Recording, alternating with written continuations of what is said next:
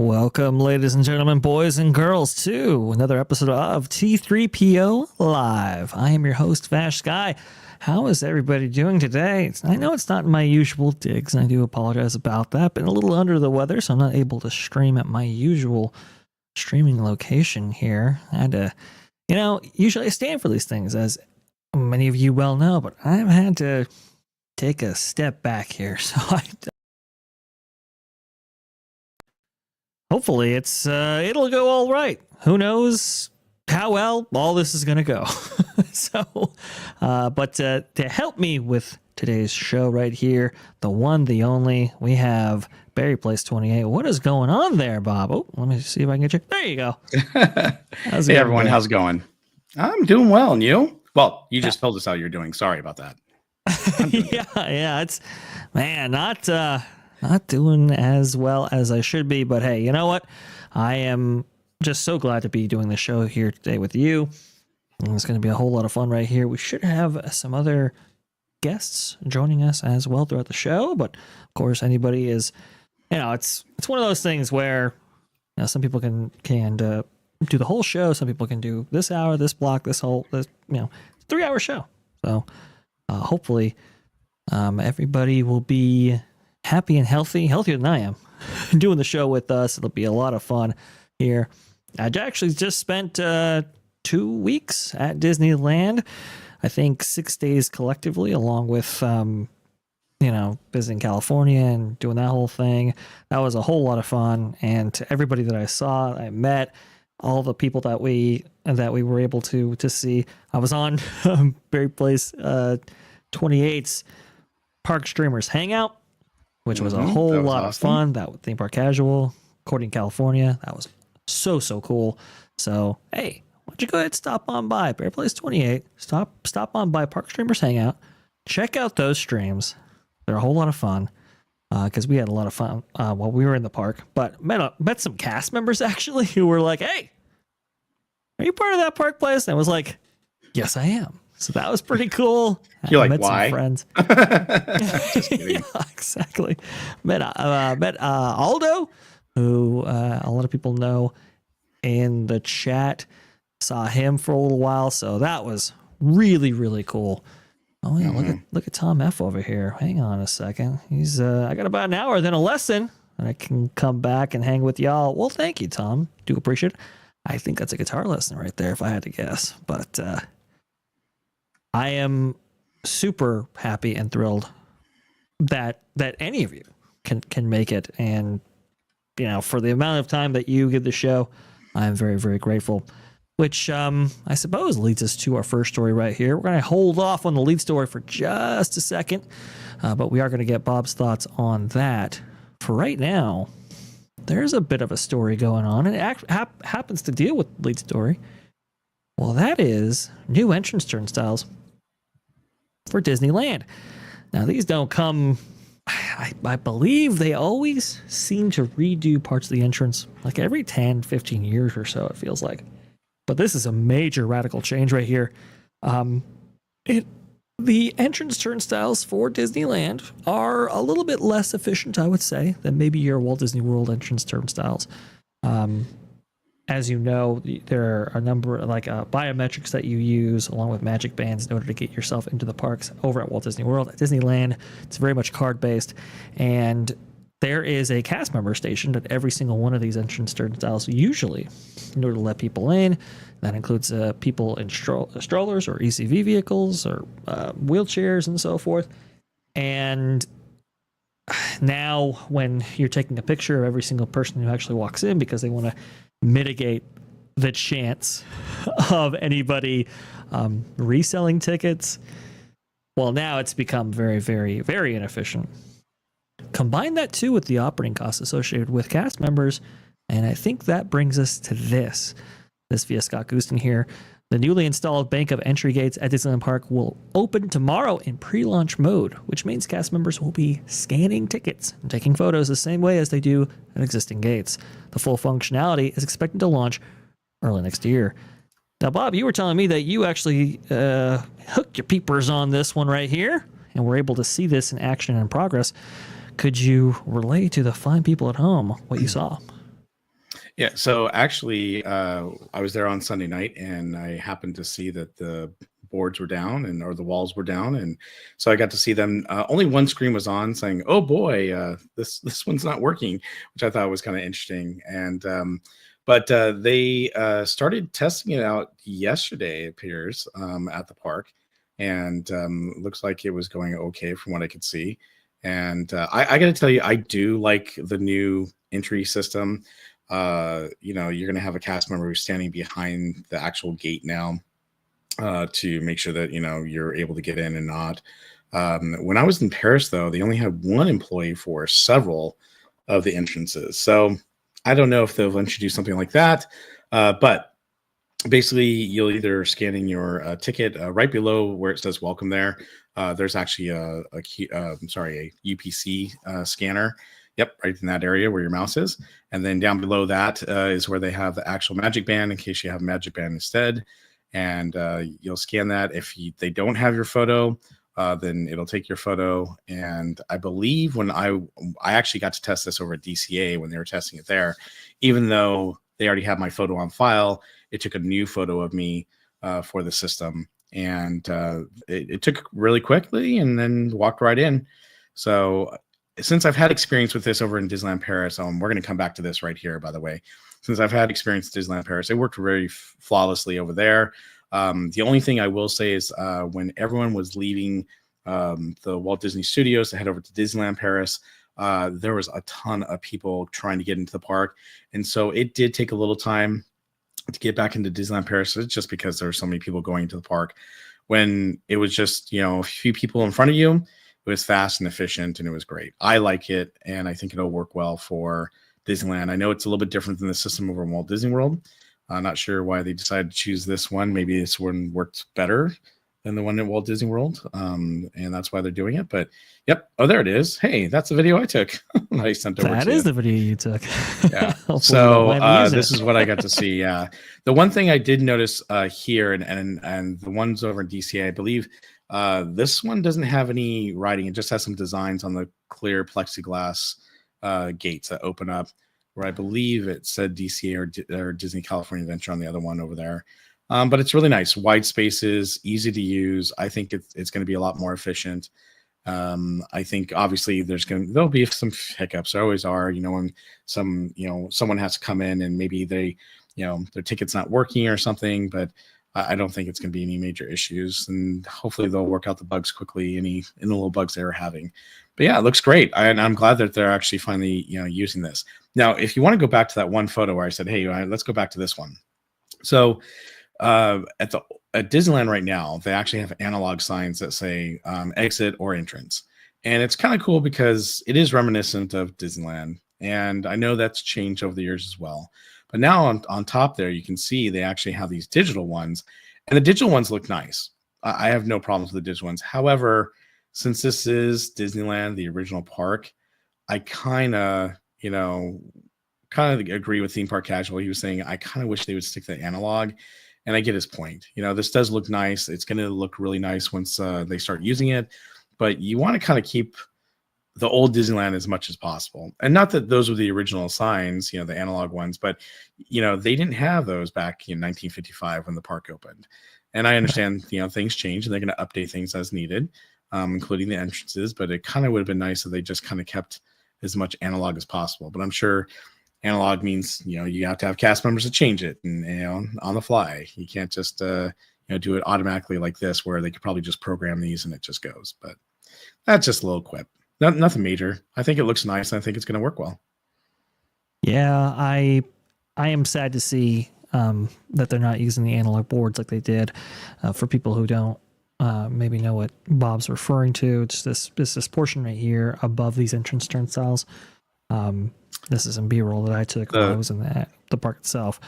This kind of black portion right here, that's to illuminate and tell you what's actually going on with this particular turnstile. So it'll say a number of things like either entrance, exit.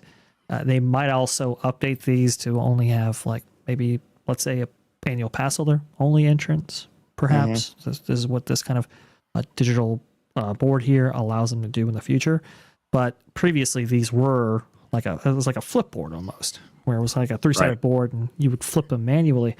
And that was in keeping with not just Disneyland's tradition, but also too the time period by which Main Street is set, right? It's set in the turn of the century right there. They used to have also too manual wait time board as well in the parks. And that was updated by hand by a cast member that was actually stationed there. They've now switched over to a digital wait time board. Let me see if I can get a picture of that guy for you so you can see it at home. And it was I like the the hand done stuff. You can see this digital one right here. The digital one's weird because if you don't look at it right, it doesn't turn out, especially on camera. But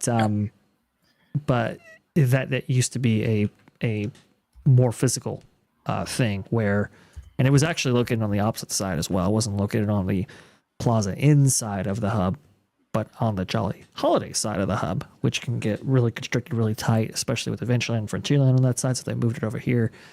It's just sad that they did get rid of these that one touch. However, the efficiency for the entrance turnstiles has been particularly poor. I would say, 2001 was the implementation of the security bubble system, and that's when Disneyland became a little bit more rigid in terms of its operations, in terms of letting people in. So there were some inefficiencies there.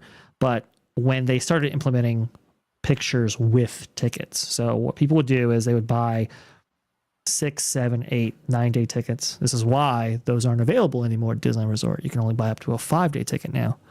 But previously you could buy, multiple days at Disneyland. And for each day that you buy, it's obviously less per day. So what people will do is they would buy like a 9-day ticket, for example, use the first 5, sell the other 4 to somebody else. So now you have multi-day tickets or even a single-day ticket in which your photo is attached to that specific barcode. But you could imagine if you have a bunch of people, especially coming in the morning, how that would slow down the entrance process for all this. So I think this is a way to remedy that, and also to allow for scooters and ECVs and wheelchairs, strollers to be let in to each individual turnstile, which previously couldn't be possible. And I think the big one for Disney is to reduce operating costs at the resort. To have a cast member station at every single turnstile has got to be a tremendous cost, which is whereas now you can have maybe a single cast member doing 2, maybe 4, maybe 6, just depending on how they function. So think of it like, if you're at Walmart and you have self-checkout, you could either have lanes at which one employee works a checkout lane, or they can, have 1 or 2 employees do a whole bank of self-checkout lanes. You can kind of think about that principle here. Bob, am I mistaken, or is nope, that I think you're right on track. Look, they're going to be adding a lot of cast members as they expand the park out and do, all these new rides they're planning, plus all the stuff they said they were going to do in Disneyland Forward. And we know that they're planning on hiring more people. However, at the gate, you're right. They don't work as effectively as they should. Sometimes it's very quick getting to the park, and sometimes it takes a while. Also, this is going to help with exiting the park because you have wider lanes. Right now, it's like, okay, only scooters and wheelchairs go down the middle, and everyone goes through the turnstile. Well, now you don't have to worry about that. Now it's just one big lane for each of these, entry and exit gates, and so people will be able to leave a lot quicker, and there shouldn't be any lines of people trying to get out of the park, especially when, people are leaving after the fireworks or any major show where people go home. It'll be nice because people will be able to leave. Yes. With that, will they pay them Yes. right? Well, we're going to be talking about that shortly here. We are, and I'm glad you brought the idea, let's say the notion that they would be hiring, because it's interesting. Bob had somebody reach out at the parks and tell me, hey, wait, Disney hasn't been hiring as aggressively as they had been in recent years, and there's been kind of a hiring slowdown that's been occurring right now. They obviously will have to hire up for these new additions that are coming to the Disneyland Resort. Mm-hmm. But I will say there's probably a labor strategy for the Disneyland Resort going forward, in which this turnstile, renovation is a part of, which I think that is a lovely transition to get us over to our lead story. Before we do that, let me go ahead and get this guy on the screen right here. Siani Reeks with the $9.99. Thank you so much. You were super generous on the pro show earlier, giving, I think it was $100 super chat. Yeah, I saw now that. $10 here. Thank you so much. Siani. Merry Christmas to you. Very much so. That's it's so awesome to have you guys support our channels the way you guys have, and continue to come back week after week and watch our shows. Thank you so much. Hopefully we're putting on the content that you enjoy, you like, and that you are supporting, obviously, but that is satisfactory to you. So thank you. All right, got to get to it, Bob. We have to get to today's lead story right here. This is a big one, folks. Disneyland workers secure record $233 million wage theft settlement in California. This by our very own Marvin Montanaro. That orange fur, man, his keyboard must be covered with it, because he is writing article after article for us. And thank you so much, Marvin, for doing that. This December 16th, 2024. We're not just going to read the article, folks. We're going to add a little bit to this as well, because man, oh man, this goes back. Bob, I know you're going to love this journey that we're going to go down, because we're going to go down like 10 years worth of Disneyland Resort history as part of the story, because I think it's super incredibly fascinating. But to kick us off, the Disney company is setting all the wrong records once again, after being forced to pay out a whopping $233 million settlement, the cost of a large Disney movie, to Disneyland workers over a class action wage theft lawsuit from 2019. The suit in question alleged that the Disney company failed to adjust wages in the wake of an Anaheim ballot proposition called Measure L. It required that all companies within California that receive tax rebates from the city to raise their minimum wage to $15 per hour. Disney failed to do so, according to the filing. Disneyland workers are now entitled to back pay with interest back to the start of 2019. By the way, this is 50,000 employees that are this is good for right here. I mean, we're talking a huge sum, folks. It's massive. Originally, I think we thought it was like, 26,000 employees. Yeah. And then it was like, boom. Nope. They moved it all the way up to all 50,000 employees. That's crazy. And I mean, granted, if they were owed this, then absolutely they should get it. But it's astounding to see, because this is the biggest wage lawsuit in the state of California ever. Correct. Actually, we have the quote here. Let me see if I can find it right here.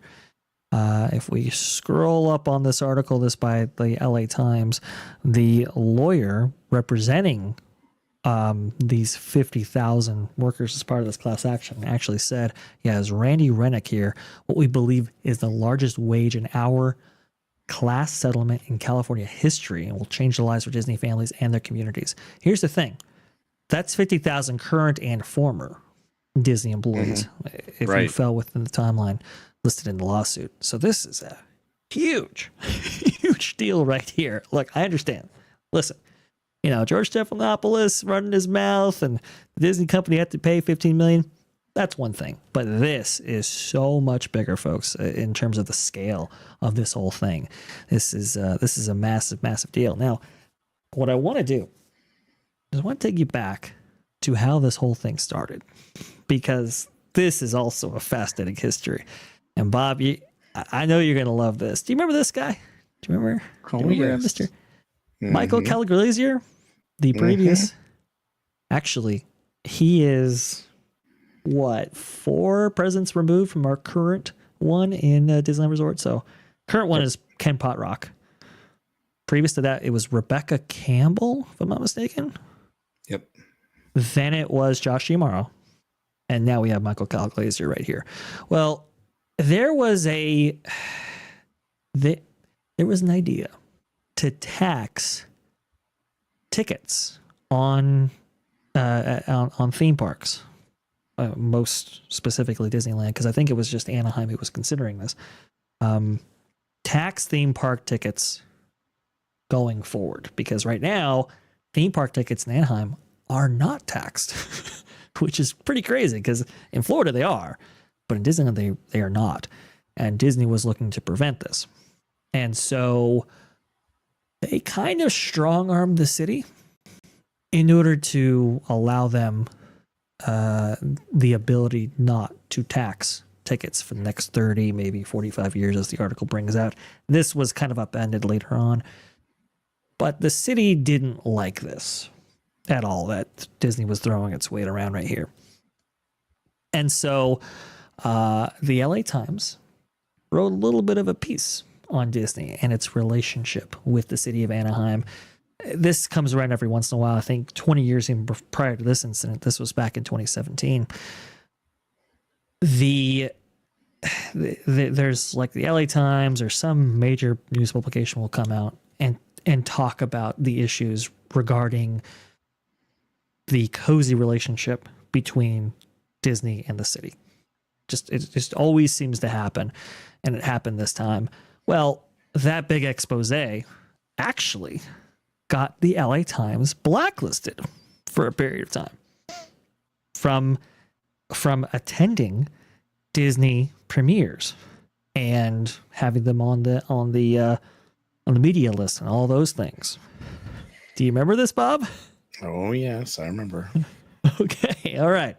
This was a big deal. It sent shockwaves throughout the industry, and it wasn't a blacklist that they held for very long, but they absolutely did ban the LA Times for a period of time because of the coverage that they had in their articles surrounding the relationship with Disney and the city of Anaheim.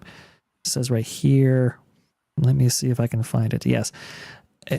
As LA Times writer Glenn Whipp explained on Twitter, the unfair coverage in question was a scathing two-part series published in late September that investigated Disney's fraught business ties in Anaheim, California, home of the company's Disneyland theme park. Okay. Now, this had all kinds of implications for the company, and it really disrupted their businesses. For example, do you remember this?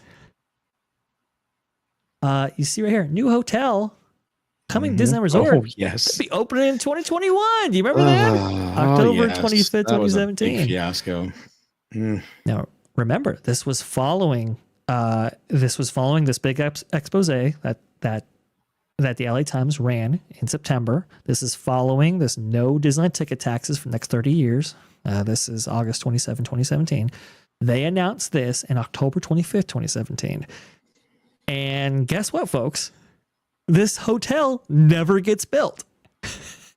There was a dispute between the city and Disney over I believe, a tax incentive or tax rebate that Disney felt that they were able to take advantage of. Disney didn't like them taking advantage of it. They when they originally filed for this tax rebate, this hotel was located in one place, and then later on they tried to amend that filing to move this 100 feet. And the city said, well, now you can no longer take advantage of this tax rebate. So these plans were canceled for this specific resort. Do you remember this? Yeah, we're still trying to get that done. Yeah, the Eastern Gateway project, right? Exactly. Yep. This was so far in that they had a whole video demonstrating what they were going to do with this Eastern Gateway project. This was for a new garage that was going to be built on the eastern side of Disneyland, and there was only one problem with this whole development, which was the security apparatus, the security bubble for the Disneyland resort. Unfortunately, it was going to exclude all of the businesses that were on that side. So you can actually see how this would have looked. The security center that you see in the upper right of your screen right now, that's right next to the transportation facility and north of the parking structure that they were going to build. To the west of all this, you see all these buildings right here? Those are all the businesses that reside on this side of Harbor Boulevard that this Eastern Gateway would have bypassed completely. Well, the city didn't like that, and specifically the businesses didn't like that, and they were able to band together and get the Eastern Gateway project canceled. There's a new version of it in the Design Forward whole, approval thing, but this iteration it could not go forward. Anyway, city officials and interested parties were getting one up on the mouse. They were getting victory after victory against them, and what they wanted to do. The relationship became very, very toxic, and this all led to working for the mouses. Big all published survey of all these employees who work at Disneyland Resort. This is published in February 2018, and this covers all of the living conditions associated with these cast members. And it was, there's a lot of detail in this, folks, talking about the living conditions and everything else. And this sets up the momentum for Measure L. And Measure L is, okay, now we're going to set a minimum wage for any company or corporation that takes advantage of any tax breaks for the city, basically. And it was, this was coming down the pike. The relationship between the city of Anaheim and Disney had turned toxic at this point, and this is where Josh Giamaro makes a name for himself. Josh Giamaro, now the head of parks, experiences, and products, he made a name initially by being the incoming Disneyland Resort president, and he ended all of the tax breaks for the Disneyland Resort. Anaheim officially puts an end to tax breaks for Disneyland Resort. He was part of this idea that, okay, look, we're going to walk away from all this stuff. We're going to stop being a controversy in the city of Anaheim. We're going to put all this to rest. We're not going to bar the LA Times. We're not going to, do the things that get us, bad negative headlines. We're just going to walk away. This was August 28th, 2019. Measure L is passed in, I believe, January of 2019. And this is why Disney feels that they have no obligation to be part of this kind of minimum wage thing that Measure L was passed for. Bob, do you remember all this? I remember all this. I got an accurate read on this? Oh, yeah, absolutely. But, there's so many things that happen too, as a consequences of things not being built and whatnot. Look, they got rid of all those different places in downtown Disney, like Jim T was just talking about, Rainforest Cafe, the Earl of Sandwich, the AMC movie theater, ESPN zone, because they're going to put these hotels in, then they didn't.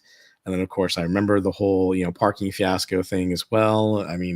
It was just one thing after another, and it was really disappointing to see what was happening. And I could see, it was funny because I'd had discussions with some of my friends about, the issues that the city of Anaheim was having with, Disneyland. And I also had a brother-in-law who worked at the time, he used to work for Anaheim PD. And I would hear all sorts of interesting, stories,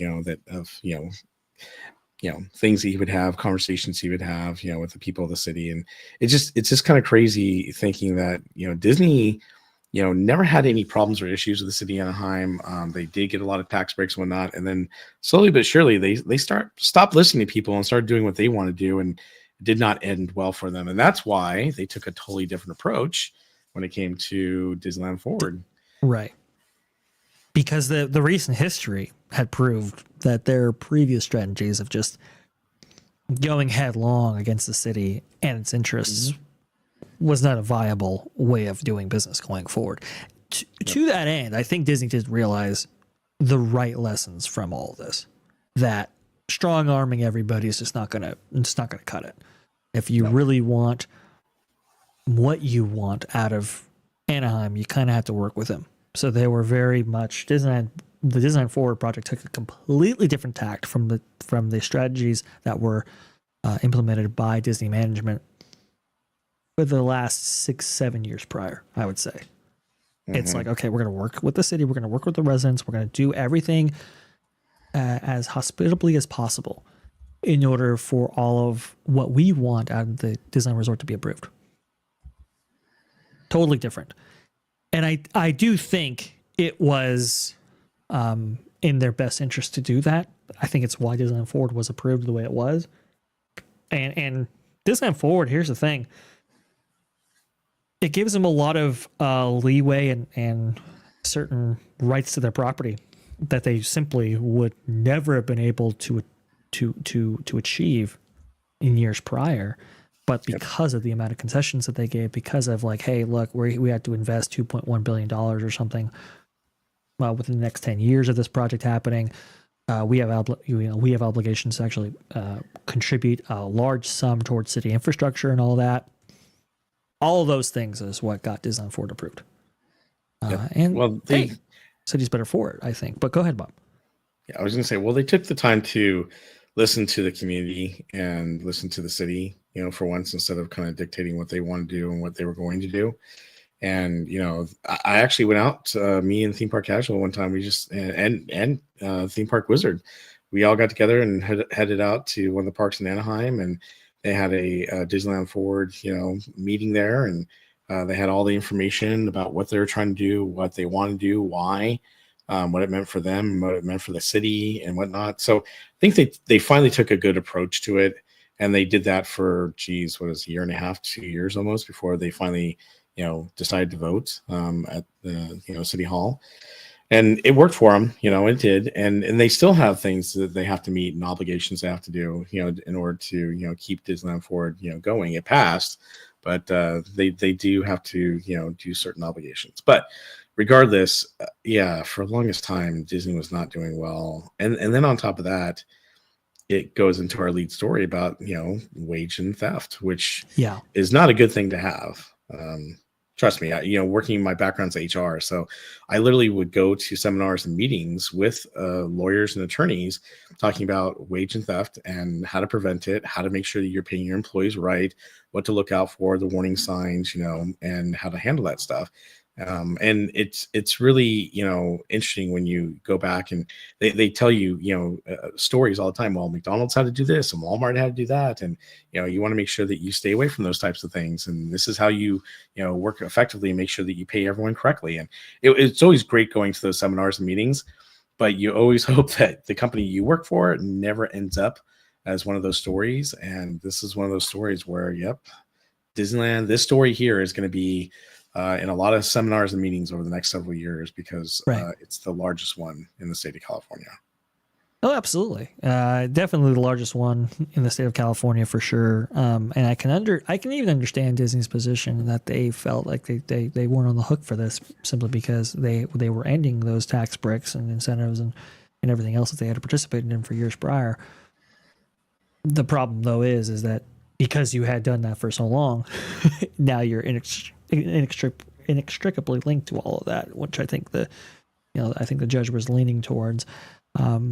Good on them to settle it and not have it be something where they were forced to necessarily pay something like this out, and perhaps maybe it would have been more detrimental for them if they had held out and lost in court. Who knows? Right. But the fact that they did, in this case, do the right thing and settle this out and give people back pay, interest, pretty much everything that they were looking for, I think is a good thing, especially for the workers and everybody in Anaheim. But $233 million, this is so large. I think they would have to actually reflect this when talking about the quarterly earnings and how much they were actually setting aside for legal bills and so forth. I mean, it is a huge, massive sum. It's $250 million for this, but I think in this long,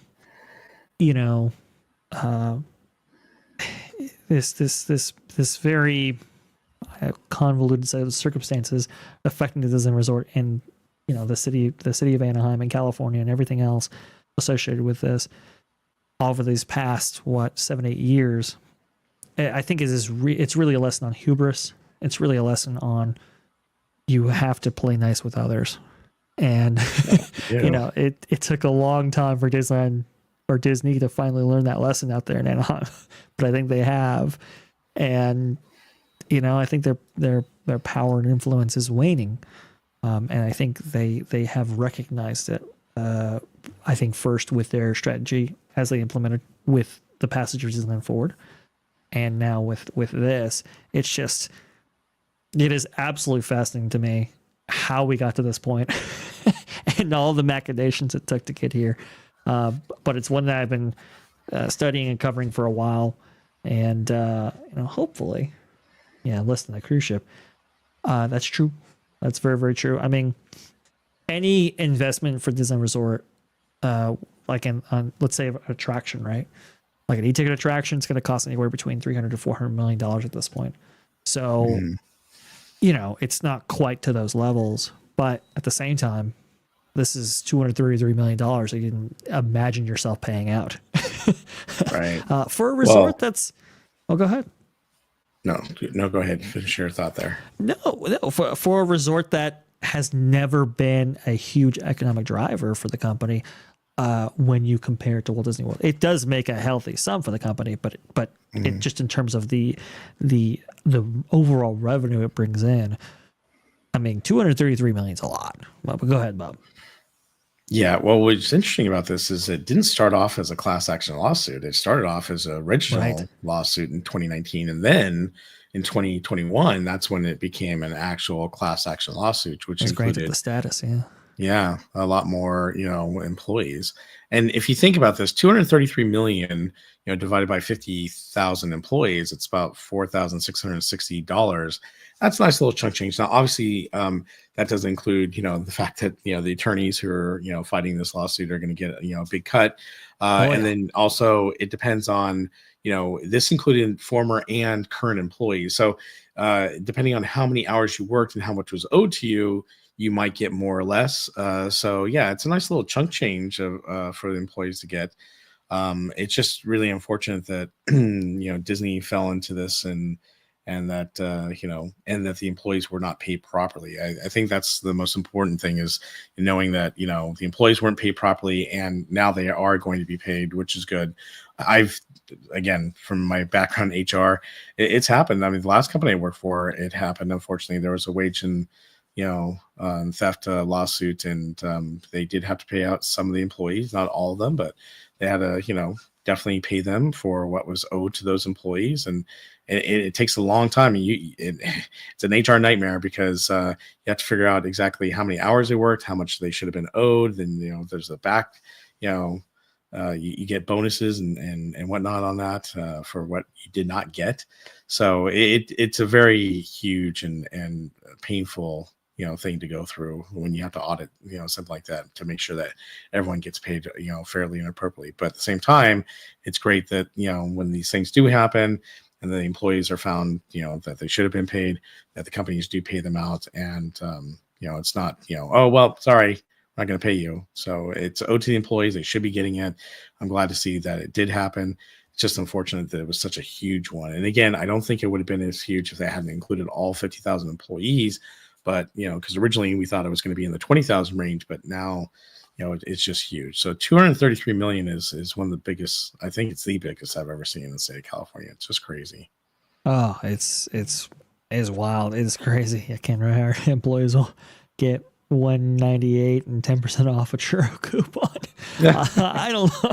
I mean, it could be low, but I want to put a button on this. This Measure L, starting in January 1st, 2019, stipulated a minimum wage of $15 an hour. Right. Now, this January, it's going to $20 an hour, as is referenced right here, 2050 to be exact. Well, here's the thing, folks. How crazy it's gotten in Southern California and the cost of living within, the last, 5 years or so? To demonstrate this, we have an article here by Just the News. Los Angeles approves $30 an hour tourism wage hotels say that they'll convert to homeless shelters. $30 an hour is now, the minimum living wage out there in Southern California. I mean, it has exploded.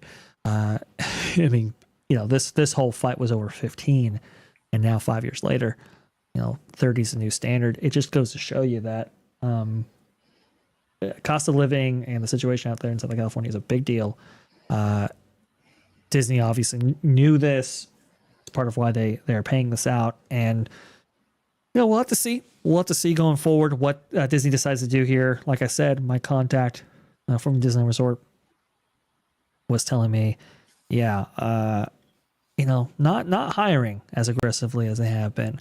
And I think part of that is labor operating costs. They're looking to keep all operating costs down as low as possible as they bleed cash from streaming. And we'll have to see how the employment story changes and unfolds, especially with Disneyland Forward on the horizon. Well, and I think typically this is what companies do. They will go ahead and they will, they have a bunch of employees, and then they'll go ahead and say, oh, well, you know what? We're in a recession, or the company's not doing as well, so we have to lay employees off. So they lay off a bunch of employees, then things are good. They hire people back. Whenever there's expansions of the company like Disneyland Forward, they'll definitely be hiring, and we'll bring a lot more people in. And just like everything else, eventually after time, they'll say, oh, well, we're not going to, instead of firing a lot of people, usually what companies start doing is as people leave, they just don't replace them. And then if that doesn't work and they need to let go of more employees, then they start, laying off. And that's a big process as well. So it's unfortunate. It happens with a lot of companies. It's a lot of turnover over the years. It just, I remember when I joined my previous company, I literally had been with the company for, a month. And they told me, hey, HR, guess what? We need to lay off everyone in production. And I was like, excuse me? And they're like, yeah, we're laying everyone off in production except for a handful of people that need to stay. And then eventually we're going to let them go too. And I'm like, oh, wow, I just got here and been here. But what happened was they'd gone through a merger. It had been almost 3 years since that merger had happened. They, were above headcount for the production side. And it was like, well, we got to let these people go, and you get to handle it. It's like, great. So yeah, it's never fun to deal with or handle, but unfortunately, a lot of companies do this. They lay off people, they don't rehire, they hold off, and then when things get better, they hire them back on, and then when things go bad, well, they let them go. It's a nonstop thing that keeps happening. So, but they had committed to hiring, I think, another 30,000 employees for Disneyland Forward.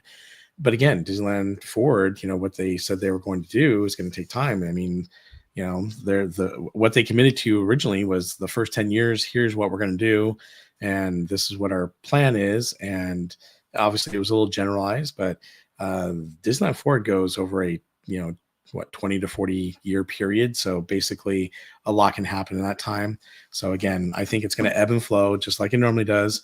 I think we're going to get to a point where they, either stop hiring and or they let people go and lay people off. And then when Disneyland Forward, all the stuff they had planned for Disneyland Forward starts to kick in, they'll probably start hiring people back. And that's the other thing too, going back to the wage rate here in the state of California, and I don't mind sharing this, but when I was in high school, minimum wage was $3.40, going back quite a ways. And now they want to pay everyone $20.50 as of January.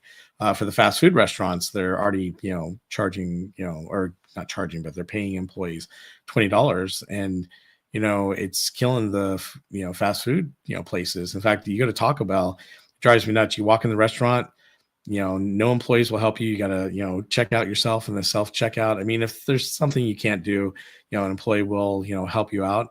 But other than that, you're on your own. You go through the drive-through and it's no problem. They take care of you. But you go inside the restaurant now, well, there's no one really to help you unless there's a major issue, and they let you do everything on your own. And it's kind of getting that way where, same with these, entry gates for Disneyland. They're going to have one cast member, and I think they're going to have just one cast member for 2 or 3 of those turnstiles. I don't think they're, well, not turnstiles anymore, but gates, actually letting people in and out and helping people. So they're definitely going to cut down on that, and they'll either relocate some of the employees over to other areas, or they may eventually have to, let them go and rehire people when they're ready for, other openings in the park. It's so sad, so tragic, that Disney, I think if their finances were where they should be, and that goes back to, creating box office successes that people want to see, and then obviously you have this synergistic flywheel in which they're able to sell more consumer product, in which they're able to build attractions surrounding that IP and those franchises, get people in the parks. If they were able to, invest as much as I think they want to in the parks and not have to have everything go to streaming, if all these things were just a little bit different, I think they wouldn't have, the apprehension towards paying as much as they do for labor at these parks.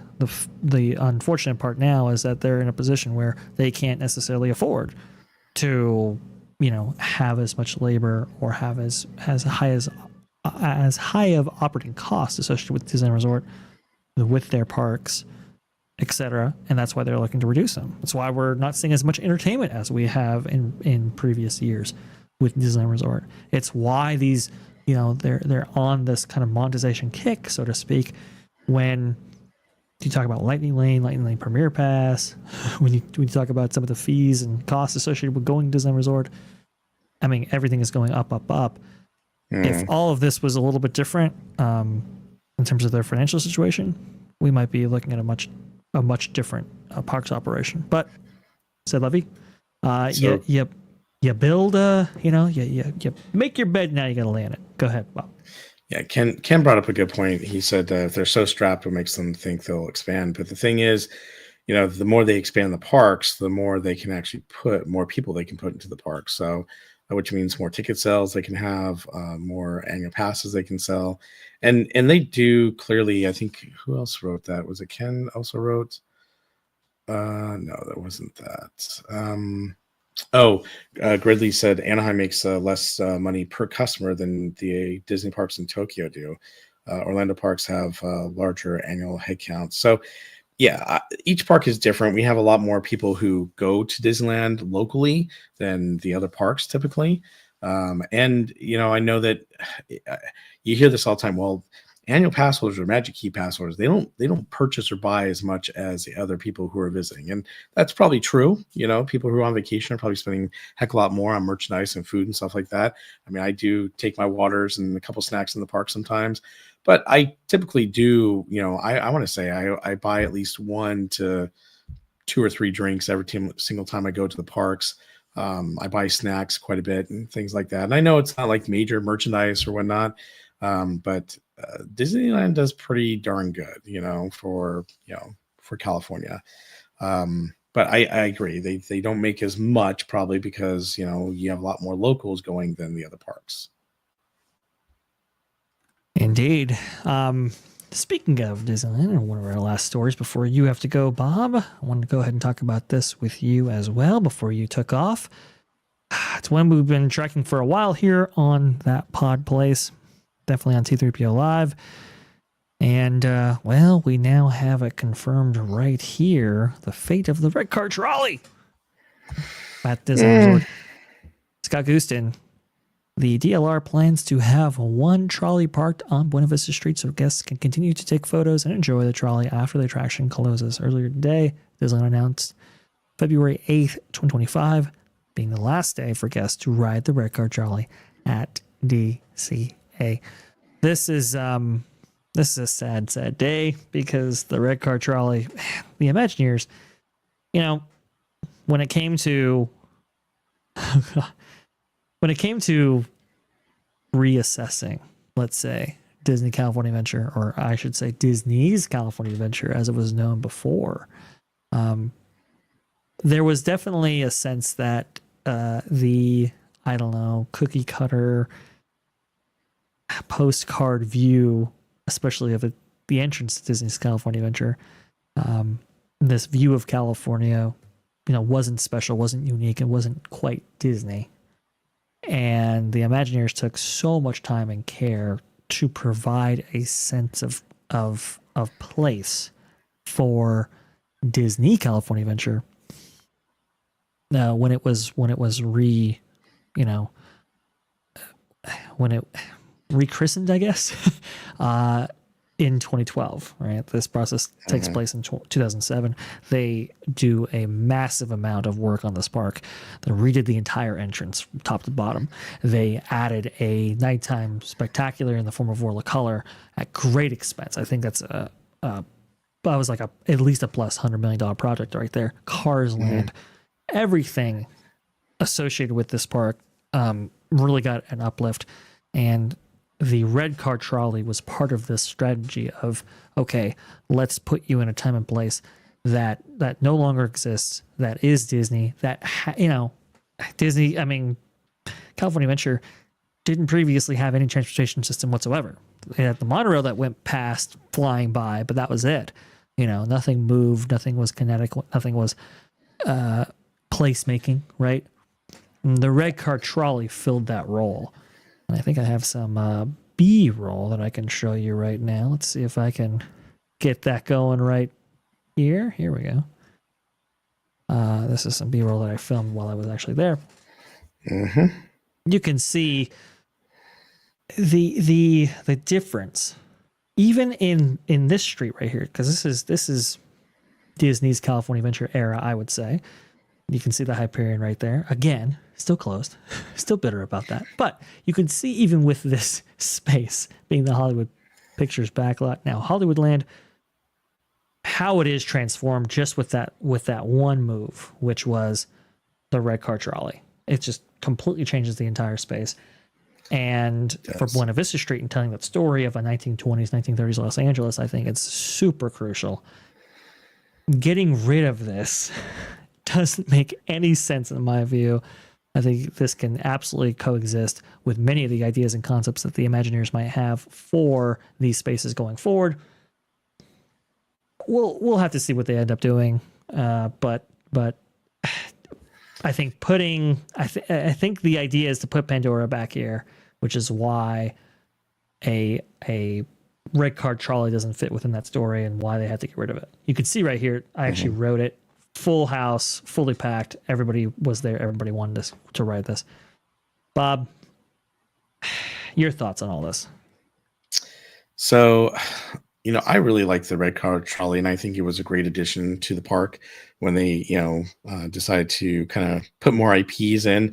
This was one of those things where it was not an IP, but it fit right into that area with Carthay Circle as well as, Hollywood Boulevard area. I'm really sad to see this go away, because I understand that it may not fit into the area that's going to go take its place. Obviously, the main reason right now is because they're getting rid of the roundhouse where they're stored, because where the roundhouse is now is where the new Avengers rides are going to be. So they can't keep it back there. So I get it. But still sad to see it go. And, it's funny because they still haven't officially said it's officially going away.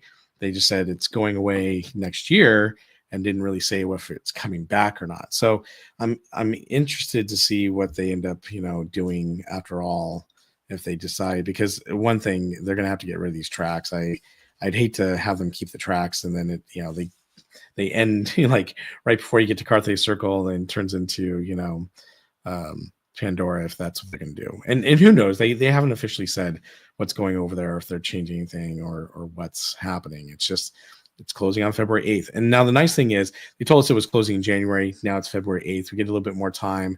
So I definitely am going to try to make sure I, go on the trolley on a few streams, especially next month and before February 8th hits. But it is kind of sad to see that go. And I hope whatever they end up doing, is a good replacement for this if they end up, trying something else. But we'll have to wait and see, because who knows what's going to happen in that area. It's so sad. It's so sad. Why does this need to happen, Bob? Why do they get rid of the good things? Rivers of America at Walt Disney World. Why would you get rid of that? Why would you get rid of Muppet Vision 3D at Disney's Hollywood Studios? The red card trolley, these things I think make these parks what they are. And, look, red card trolley doesn't move the needle in terms of like, I don't know. Maybe even guest satisfaction can be included in that, but certainly like consumer product, your retail, it doesn't obviously make money for you, and it's only a money drain, right? But there are reasons why people visit these parks over others is because they are filled with things that maybe they don't necessarily make the company money, but they are the reasons why you keep coming back and getting in your pass or come back and want to experience these things again and again. It's that level of quality, that level of placemaking. Go ahead, Bob.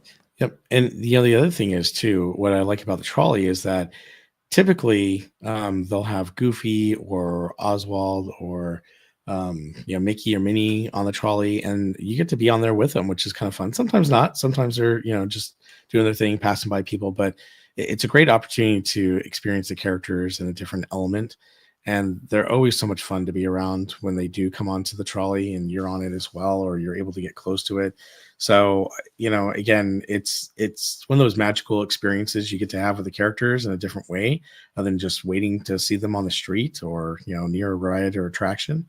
And so I am sad to see, that it's going away. But again, I don't think that they would be taking away this early, if they didn't have to get rid of the roundhouse. But because of that, I think that's why they're doing it, because I think it's going to be a while before they do anything back there. And that's why I'm kind of curious. Will they, get rid of the roundhouse, build a new, Avengers ride, and then will they put the roundhouse and relocate it someplace else so they can, keep the red trolley for a while until they decide what they're going to do? Because that's the one thing about Disney. It takes them forever to do anything. When they tell you, hey, we got concept art and this ride is going to, be great. And they don't tell you when it's coming out. And then it's like, years down the line before you even see anything built. That's the problem with, Disney Imagineering right now. They don't follow the concepts, and then it takes forever for them to build stuff. And it's going to be really sad if we're without the actual roundhouse, or sorry, not roundhouse, but the trolleys because of that. I suppose I should have set this up first. This kind of track layout right here. You can see Buena Vista Street at the center of your screen right now. You can see the rails that actually make up the track for the red car trolley, actually, going through these areas, now Hollywood Boulevard, and then it takes a right when it gets to Hyperion, heads down to what was previously the Tower of Terror, now Guardians of the Galaxy Mission Breakout, and heads into Avengers Campus. Not while it's on its route, but obviously when it's ended its operating day, goes past this Avengers facility into what Bob was referring to, the roundhouse or the maintenance facility for the red car trolley. Obviously, they're looking to utilize the majority of this space that you see on your screen right now for the Avengers e-ticket. Now we know that to be Infinity Defense and Stark Flight Lab that will be taking place here. So obviously they had to do something with the maintenance facility. I think what a lot of people were assuming was that they would just relocate this and maintain the trolley. Now we know that that's likely not going to happen, and it's super unfortunate. And by the way, I didn't forget because Pepperidge Farms always remembers. The internet's forever. Let's see if I can actually find it right here. Wait a minute. Sorry, guys. Got a lot of links. Got a lot of links today. Okay, well, maybe I did forget. No. There we go. I didn't forget this. Oh, yeah. Still missed the Newsboys show that used to use the red car trolley as its prop for the show. Very, very cool. Sad to see it go, Bob. Come on. We can. Oh, me too. I don't want to see it go. I'd like to see it stay. But again, because they're having to get rid of that, maintenance area or the roundhouse, whatever you want to call it, I think that's why we're seeing it go away now rather than later. And again, if they decide to rebuild that maintenance / roundhouse area, then hey, maybe it'll come back. But if they decide not to, then unfortunately, it'll be a bygone ride from bygone era, and we'll just have to wait to see what they end up doing. And unfortunately, I think it's going to be a while before we see what's going to happen over there. Yes, indeed. Ken Reinhardt, it costs money, put more retail in, the ghost of Paul Presser. Yeah, I mean, that was the idea behind a lot of those decisions back in the day. Yeah. Paul Presser being the president of Disneyland Resort in the late 1990s. Sad, but true. Got rid of a lot of stuff because it was all about reducing operating costs and increasing the monetary output of the resort that he said he felt it was a kind of a retail establishment like a mall, and the attractions just support consumer products in that way. Sad to see. Well, Bob, I know you have to depart because you got some familial obligations there. Where can the people find you, good sir? Well, you can find me on YouTube, Instagram, X, TikTok, and Facebook at BarryPlays28. I will be streaming again at the parks. Tomorrow is our last day at the Disneyland Resort before we get blocked out. And that's another thing that kills me. Inspire Pass is $1,749, but you're blocked out for 2 weeks. Oh, geez. Well, hey, we're going to keep busy because I'm going to be heading over to Knott's Berry Farm and SeaWorld. So I hope you guys join us. And I think my daughter and I are going to do some trivia nights for Disney trivia over the next couple of weeks. So as I come on the show next week and the week after, I'll let you guys know when and what we're doing. But I am going to be there tomorrow with my dad. So I hope you guys will come join us. We're going to be there, I think, probably late afternoon, early evening. And we're going to stream until closing. Then I'm going to be back at Knott's Berry Farm on Sunday. Me and Theme Park Casual and Courtney in California, we're actually going to do our Park Streamers Hangout, and we're actually going to show the Snoopy Show on Ice. We're going to cover probably Home for the Holidays and some of the other Christmas festivities like Snow and Glow. So we hope you guys will come hang out with us on Sunday night or Sunday evening. I think that's going to start around probably somewhere between 3:30 and 5. And then after that, I'm going to try to plan a day to go to SeaWorld next week. So if you subscribe to my channel and hit that notification bell, you'll know when I go live. And by the way, so many of you have been following me, and I really appreciate it.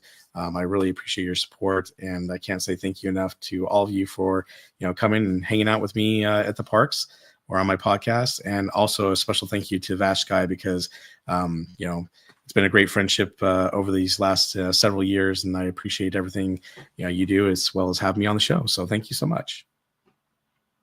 Absolutely, I'd be remiss, Bob, if I. And sorry, didn't mean to cut you off. Before I forget, too, we're not having another show until next week, so I just want to wish everyone a early Merry Christmas.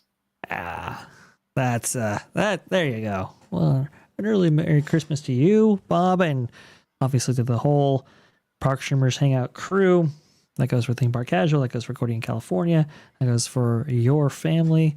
Thank you so much, Bob. You do an amazing job. Tremendous job with Barry Place 28 and everything that you contribute towards. So thank you. D-Bud Martin and I have all the links in the chat right there. Yep. Thank you, D-Bud Martin. It's just a stream of links right there. So go ahead and check them out if you can. Very much appreciate that. Thank you, Bob. Right. Well, you guys have a great time during the holidays, and Merry Christmas. Merry Christmas to you. All righty. Let's see if we can go ahead and get to our next story right now. Oh, that's a little bit too close. There we go. I like that view. A little bit better right there. A lot of stuff has been going on in the parks segment. Obviously, we've had a number of stories in the entertainment division that we'll be talking about as well, but I want to go ahead and get to this one right now. Let's see if there you go. Video and Epcot Anthem Spaceship Earth Light Show with World Celebration Garden lighting effects. Yes, we're going to be talking about the Epcot lights. And this article right now, this is when they were brand spanking new. Right there when the World Celebration Gardens was just, it was in mint condition. Unfortunately, it wouldn't stay like this for very long. This December 5th, 2023. You can kind of see how this effect used to work. Well, quickly thereafter, we started having problems. Literally like 2 days after that article was published, here you go. Walt Disney World News Today. Large lights already busted in giant Epcot logo in new World Celebration Gardens.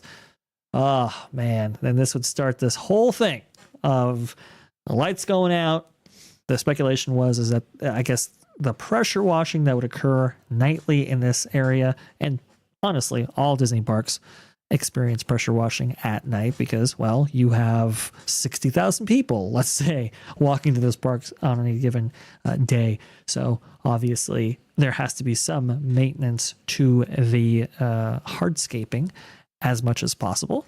And well, that's played, that hasn't worked out well for these lights, as you can see right there. Well, everybody was super excited because, hey, the lights, they're being restored. Isn't that great? And yeah, I mean, sure, that's good. It only took them about a year to do this. This December 16, 2024 is when this article on That Park Place was published. World Celebration ground lighting restored at Epcot, yet other area lighting goes awry. Here's the thing, folks. Yes, other area lighting has gone awry. You can kind of see right here. This is their intended fix for this. This is the kind of the new lighting that they've now installed gradually over time. I think it's taken them a couple of weeks, but we finally have a solution in place. Hopefully, one that lasts. You can see that they've actually upgraded. They've upgraded. What is it? The Soarin' show that takes place in this park, and the ending Epcot finale that you see right there. That's been updated to reflect this new change. Well, here's the thing, folks. While this is going on, like this article mentioned before, other lighting in the area has been going completely awry. This being, I believe, the holiday lights that they've set up in this area. And you can see right there, and we have a dead pixel on Spaceship Earth, by the way, ironically in this video, which I didn't notice until just now. So that's great. You can see right here, not doing so well. This is absolutely awful. You just have to wonder.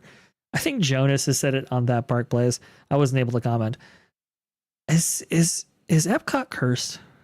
Epcot might be cursed, and this might be a real thing right here. Because how in the world do you have lighting of all things, which Disney has done for 70 years at this point? How can lighting be such an issue, especially with the technology-driven era that we live in today? This is absolutely outrageous. It is insane. This is not the only instance of this going awry right here. I believe we have a video showing more of this. This is from Bell on Twitter. The one tree that used to flicker while the rest were dark is now lit solid. Meanwhile, the rest of the trees that used to be dark, flicker in and out of control, strobe-like pattern right here. This is an ongoing recurrent issue. I actually saw a little bit of this actually happening at Disneyland as well, so I don't know what is going on. This is completely weird, but remember the in-ground lighting that we said, might have been fixed. Well, turns out that's not even the case either. Here you go. This by Showcase of Wishes right here. Lights are on, but they don't seem to be quite right. There have been disparate reports, actually, of the lights not transitioning like they should be with the surrounding lighting in the area. You can see that they're a little bit discolored. They should be more uniform in pattern, and they're all over the place. And then Lorena was very kind in providing pictures of this area with those lights. A close-up shot, you can actually see individual LEDs going haywire as well. So we are a year in to what has been a very costly reimagining of the entrance of Epcot, and yet nothing works and everything is underwhelming. And this whole idea that they would touch this area of the park is, I don't know what they were thinking, to be honest with you. I don't know what was going through their heads when it came to this project and several others associated with it. We've talked about Communicore Hall and how atrocious that looks. They've implemented some projections to go along with some of the celebrations that they're actually having in there. And yes, that has, that's done a lot to increase the aesthetic quality of that particular project. But the fact that you can have all of this occur and happen in this, in this park, it's horrific. Communicore Hall is an embarrassment, as has been illustrated by the thing Blog Mickey, and us. The lights don't work at all. And even when they do get them to work, they don't work correctly. This fountain, or I should say, see, I was reading the chat. This is not a fountain. As Ken Reinhardt beautifully points out, this should have been a fountain. This replaced the amazing Fountain of Nations, which, by the way, I got into a back and forth with Twitter for just a little bit of people saying, oh, Fountain of Nations was bad. It was terrible. No shade. This is much better. How in the world can you say this is much better? Yes, I understand. There were tarps and, there were structures that were put in this area that kind of tackied it up. I'm not saying that those things should have not been removed. But the Fountain of Nations was like the eighth wonder of the world. It was a very complex piece of machinery. It was an amazing thing to see. They synced it up with music and so forth in later years that made it a spectacular showcase, one that had been featured on ABC's own programming and other places. The fact that you would remove all of that and replace it with what we're seeing right now is ridiculous. It is appalling and should have never been done in the first place. But here's the thing, folks. This story gets even worse.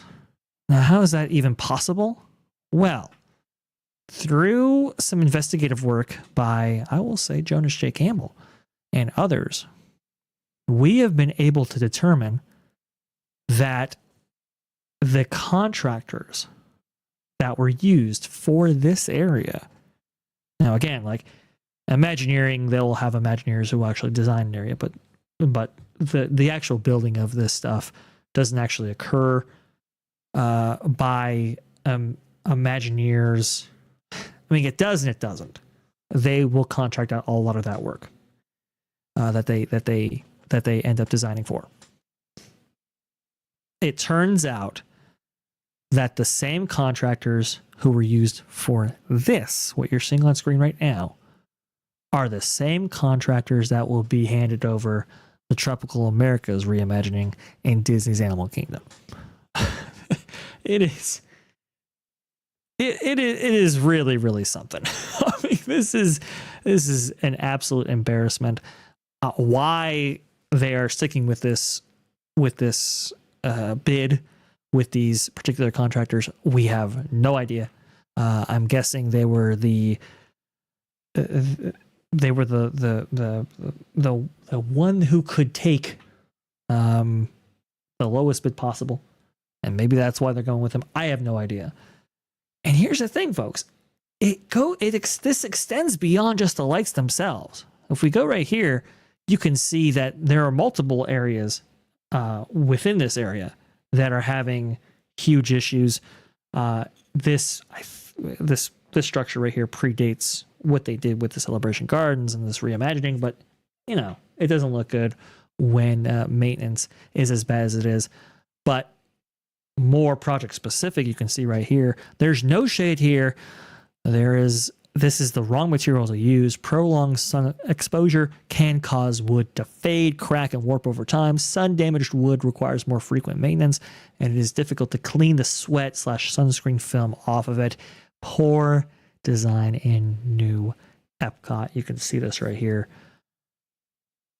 What in the world, guys? This area is less than a year. Well, actually, it's now a year old. This area is a year old.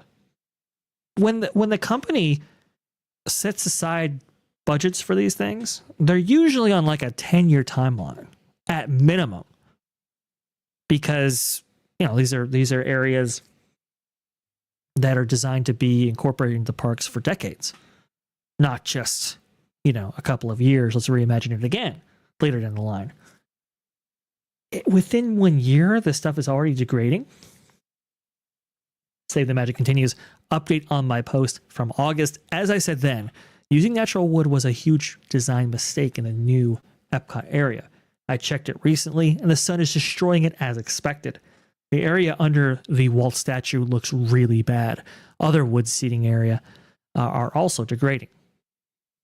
The area below Walt's feet on this statue that they love to tout in all of the press releases and photos when it comes to this area Even that is in very, very poor shape. And we've covered this extensively as well. His, Walt's position right there isn't all that flattering. Also, too, they've built the step up area that you can see. You can see how it steps up in the corner of the shot right here because they couldn't redesign this for its new redesigned area that they put this in. Again, there was a version 1 to this project and now a version 2. To make it compatible with version 2, they put the step in here. It's a whole thing. The lights are super unflattering to Walt.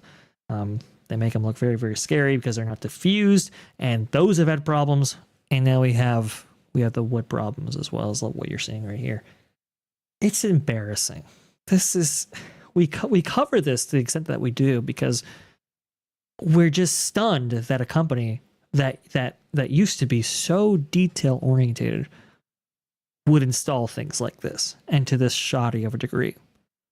Even if you use contractors, even if you use outside people, it doesn't matter. There is a quality, a minimum level of quality that these parks used to exude in spades, and now is being completely forgotten and lost by a company that's completely lost its way, it feels like.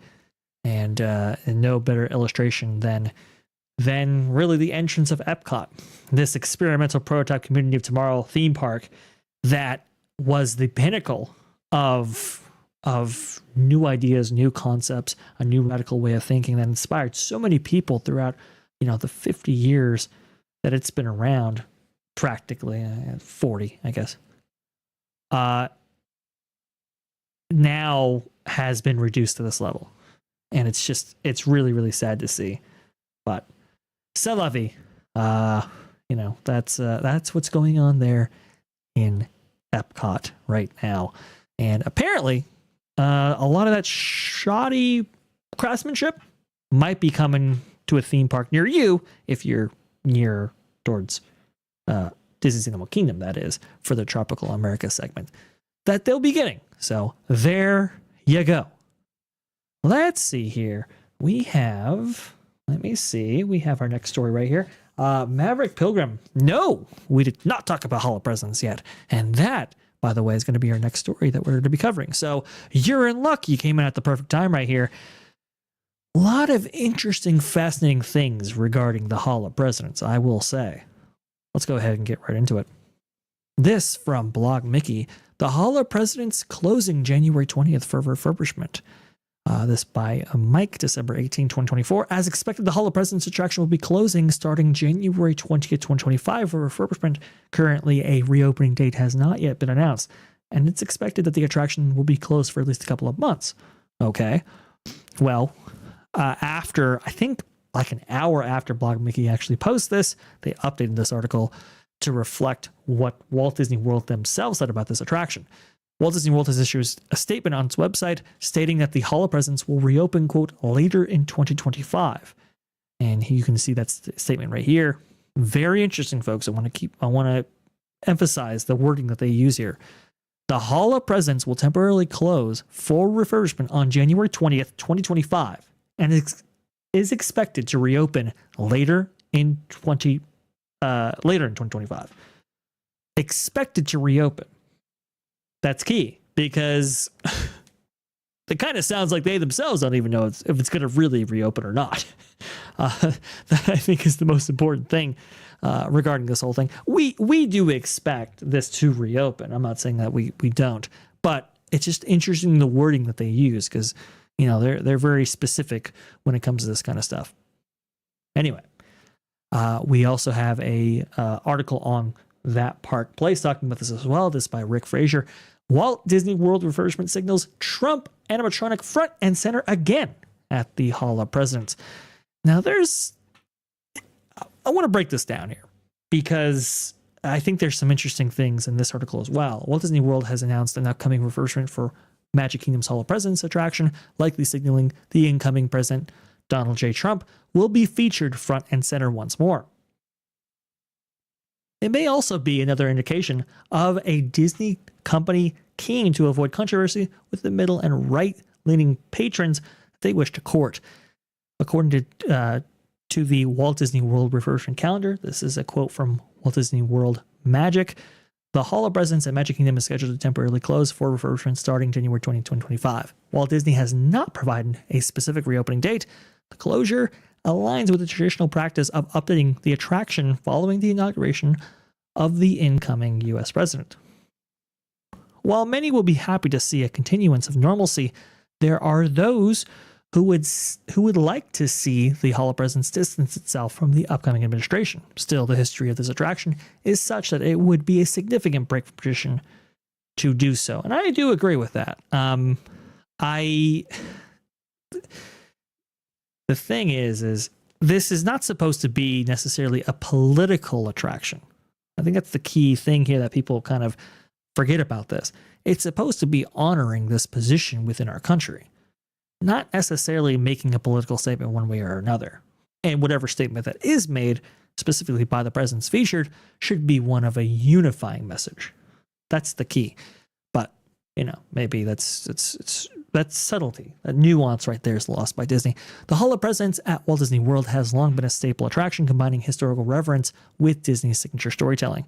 Since its debut in 1971, the Hall has celebrated the lives and legacies of the U.S. presidents, featuring life-size animatronic figures of every commander-in-chief. While it's a place where politics meets entertainment, the attraction has occasionally sparked controversy, particularly in recent years. Yes,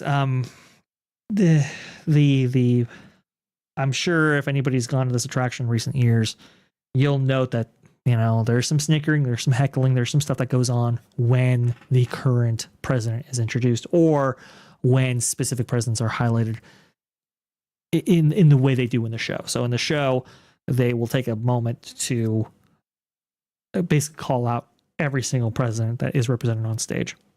And so, I don't know, when George W. Bush, gets a call out, I'm sure you've heard it too. Some people snicker or say things while they're in the audience. That's been going on for a while. I think when Obama, from what I've heard from others, I think when Obama was added, that's when it kind of got to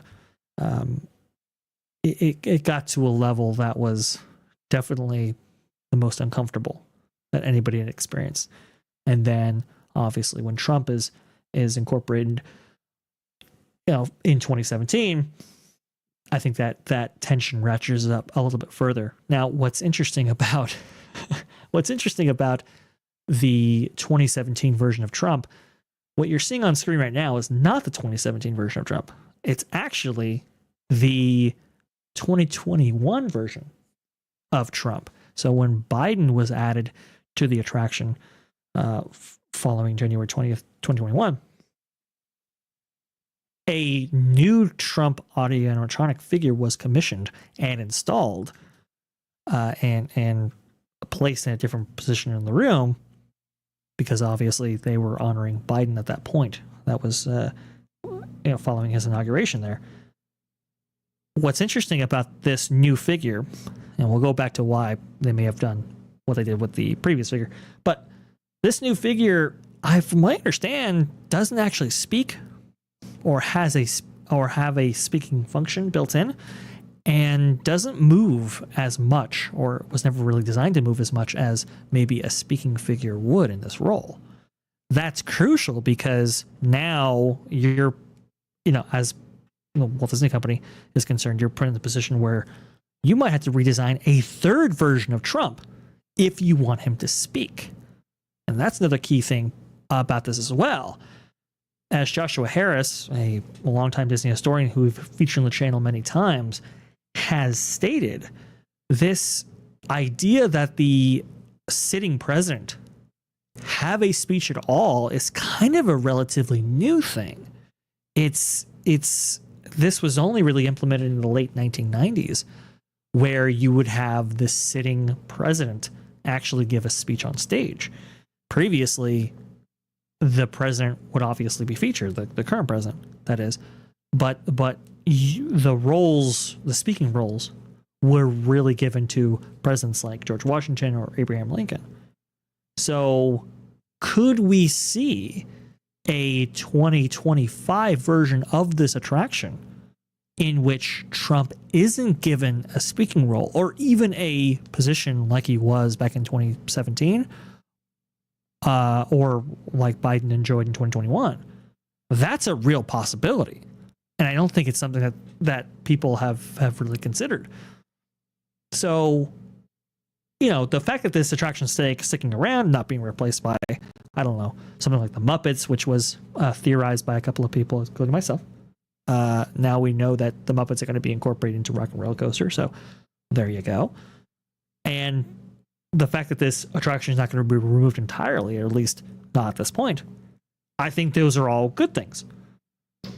However, I am not sure about, let's say, conceding this notion that Trump's going to be restored or put into a speaking role again. There could be a chance where that doesn't happen. I'm sure the Stories Matter group, comprised of Carmen Smith and others, would love to see none of the current presidents featured and only a particular few. I don't know who those would be from their perspective when you really think about how they feel about Lincoln and other people. But I could see them, saying, okay, we're only going to honor these presidents, these former presidents, not really highlight the sitting one. I could see them going back to a pre-1990s format with this. And the other thing you had to think too is, I think Pro had mentioned this on his show when we were on it before this one. There's also a Walt Disney animatronic going into the Opera House at Disneyland in Anaheim. Now, the Opera House also hosts Great Moments with Mr. Lincoln, which was the precursor show to this one that you see here. Going back into the history of Walt Disney, for example, for reference, I should say, Walt wanted all of the presidents to be featured in a show that would culminate in the Hall of Presidents in 1971. Unfortunately, he would never get to see that. And one of the ways to test out a concept like that was through Great Moments with Mr. Lincoln, and Mr. Lincoln himself being featured at the 1964-65 World's Fair. I believe under the auspices of, I believe it was Robert Moses who really pushed for that, by the way, which that's a whole thing as well. Anyway,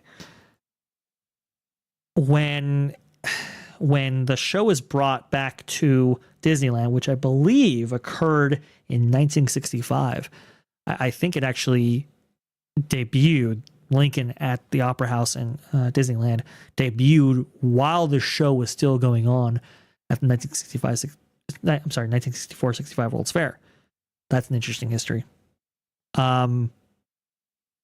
It took up residence in the Opera House, which was, I believe, the old mill and woodworking shop in Disneyland's history, providing a permanent show or exhibition for that space. In the 1970s, though, after Walt had passed, he passes in December of 1966.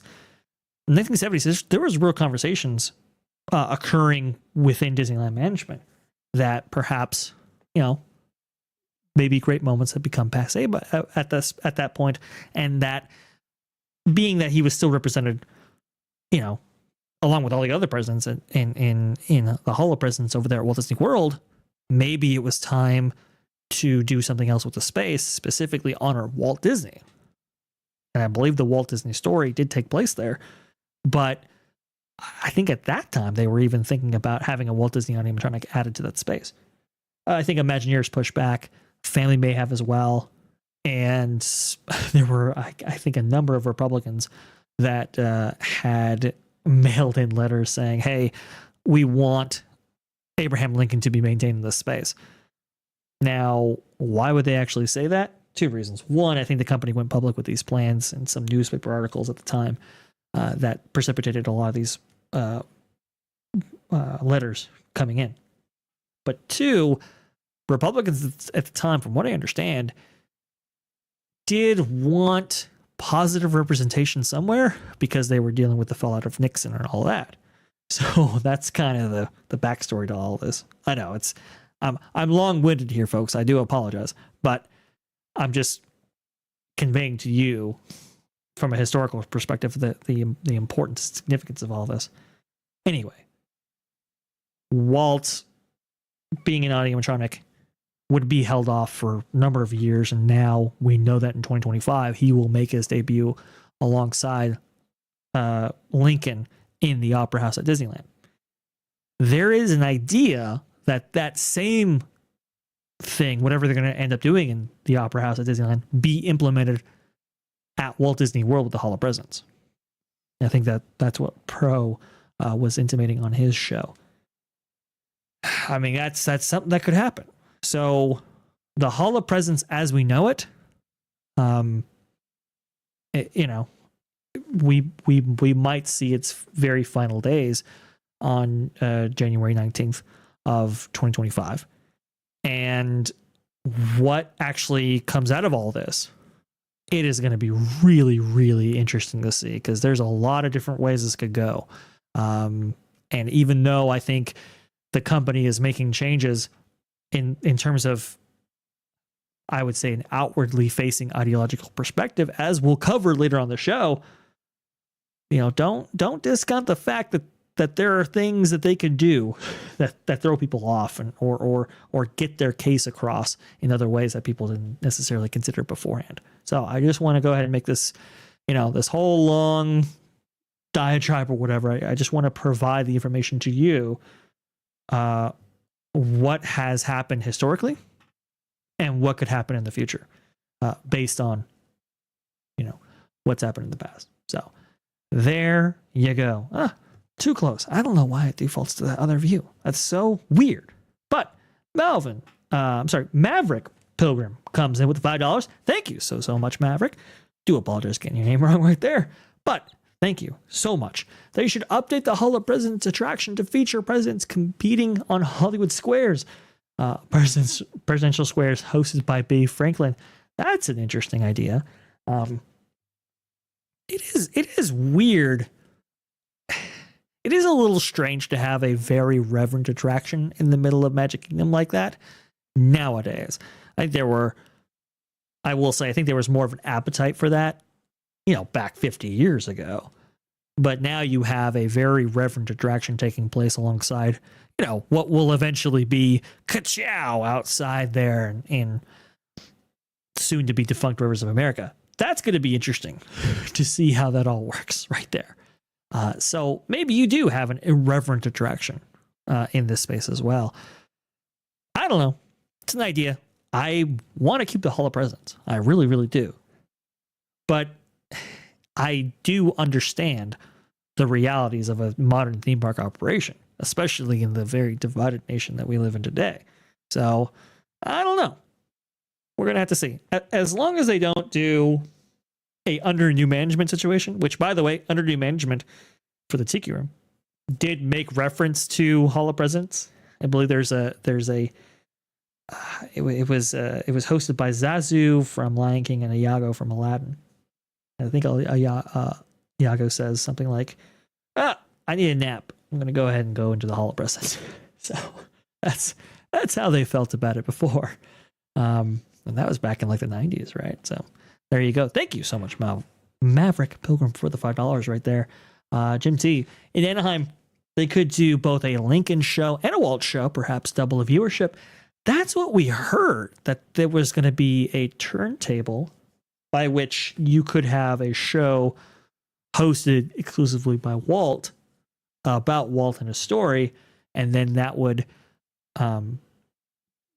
that could be seen for a show, and then that turntable could turn the entire thing around, in which you had now a Great Moments, or an Abraham Lincoln animatronic host a Great Moments show on the other side. And yes, there is a turntable that's being installed right now. It's just, we believe it's not for those purposes. I'm from what I remember about this whole thing, I believe Walt Disney will end up introducing Abraham Lincoln for a new reimagined great moments with Mr. Lincoln attraction. So that's what's going on right now.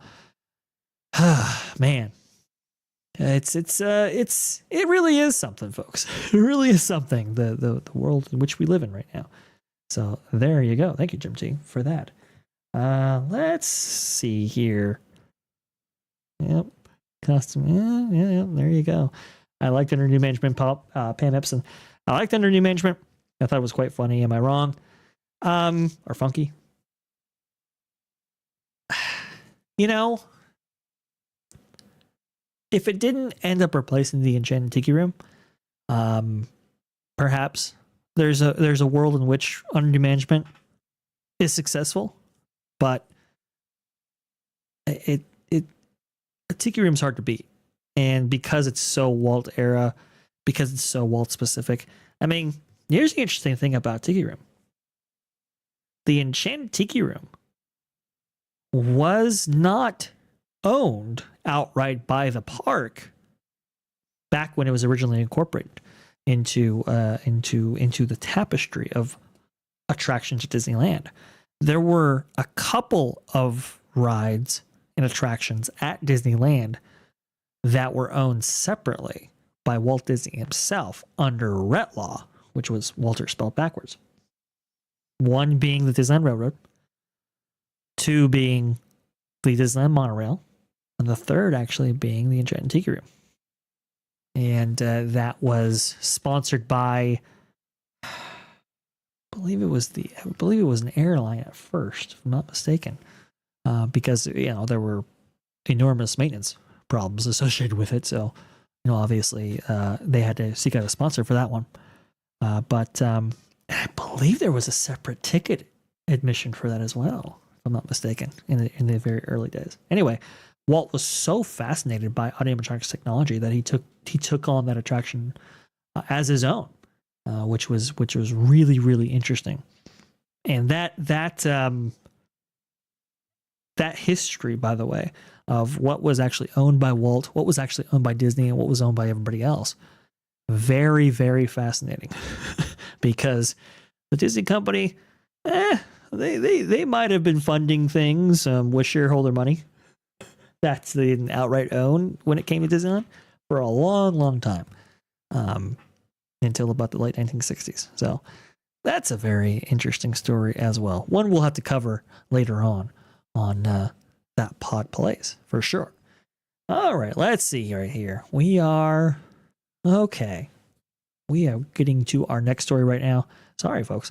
We do have other panelists coming, but they're going to have to wait up just a little bit. And in that time, that's okay. We can have a bunch of fun in their stead. Let's see. This is a fun story right here.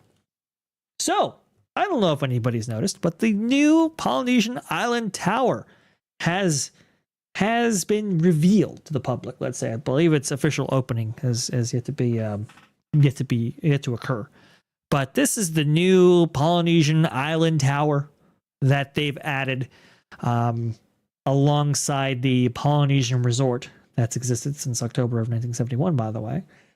And it's lining the rim of Seven Seas Lagoon out there at Walt Disney World.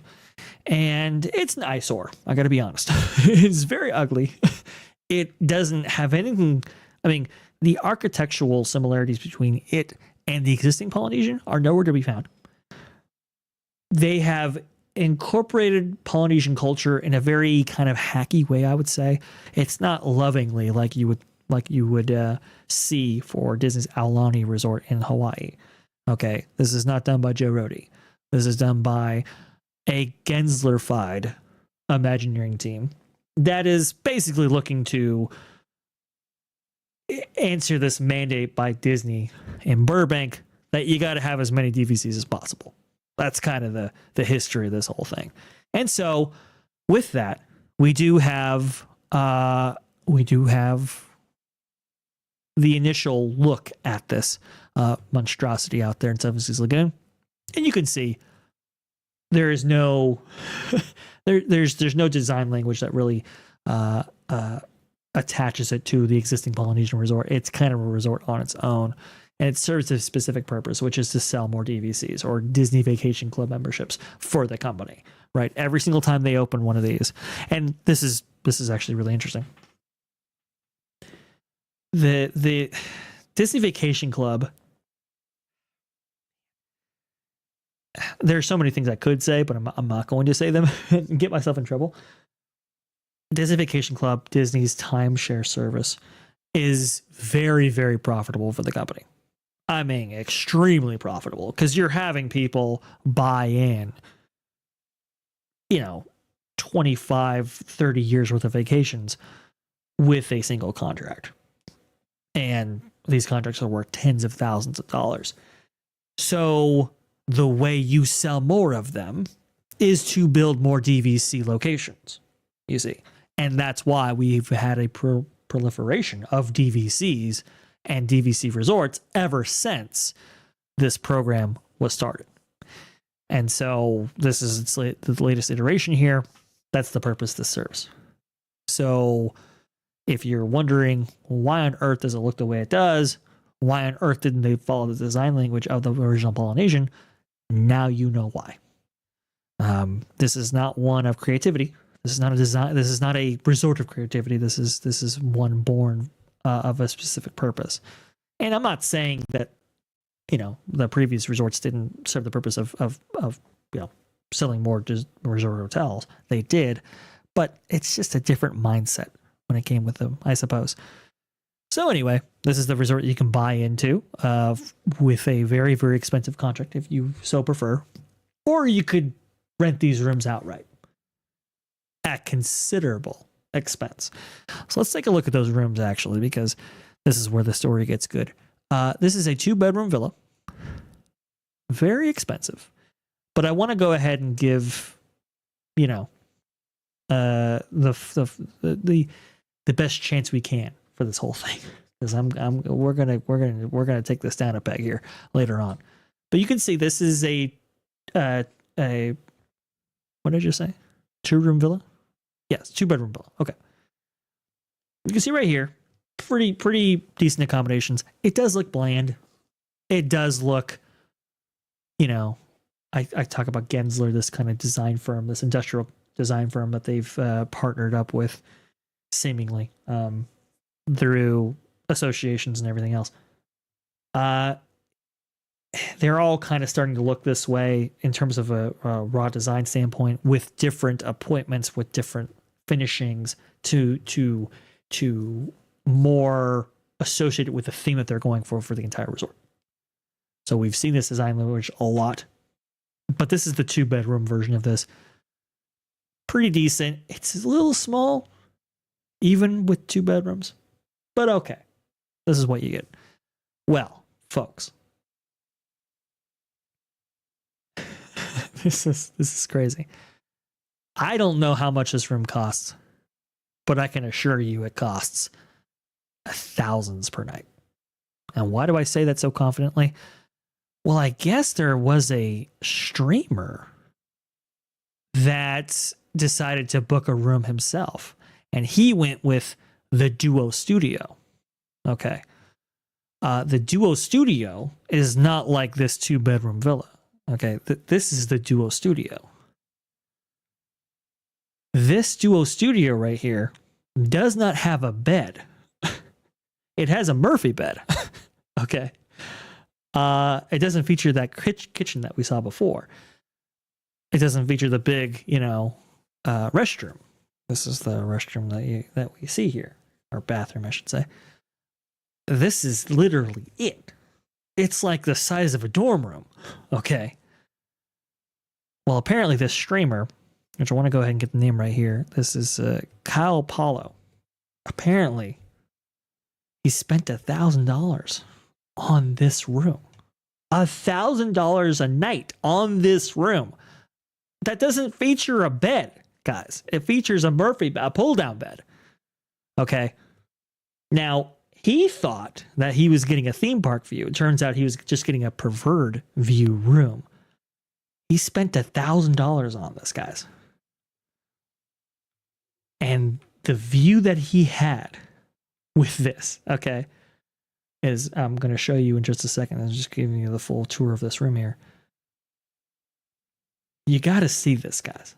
It's insane. This is outrageous for this price. This is the Murphy bed that we were talking about before. You have to do this every single night if you want to sleep here. Okay? Because if you have this Murphy bed down while you're trying to get ready, it's a very small space, so you're going to have problems. You got to put this up after every single every morning and take it down every single night. So that's great when you've been at a theme park all day. But I want to go ahead and show you the view. This is the view for $1,000 a room a night, or a night room. $1,000. This is the view you're getting right here. This is absolutely outrageous. This is crazy. This is insane. Again, this is on Seven Seas Lagoon. So you would think for a preferred view, you'd get Seven Seas Lagoon. No, you get the parking lot and the construction site on the backside here. You get a little monorail action. That's, you get something. This is preferred. $1,000 a night. You don't even get a bed. This is your room. This is what you're getting. Now, contrast that with the Helios of the Epic Universe. Now, we went over the prices here, folks, on That Bought Plays. We went over the prices for the Helios Grand when it opens. Now, again, it's not the best comparison, I'll say, because the Helios Grand, its rooms, I don't think there's a room this small. Okay, so it's not, it's not one-to-one here. But for your, I would say, entry-level rooms at Epic Universe, so, maybe those aren't theme park views either. Maybe you do get views of the pool or of the associated parking lot with that whole thing. Starting price for those was around $400 a night for for I think it was the opening week of Epic Universe. And I think you could get that even lower. I think it was in the high $200, low $300 range if you got like 4 or 5 nights. What you're seeing on screen is Disney's newest resort property that they've built at Walt Disney World. A dorm room for $1,000 a night. That's the difference. That's the Disney difference now. You're paying way more for way less. Who would ever do this? And what perks do you even get if you stay here? You don't even get the monorail. You have to go to the Polynesian for that.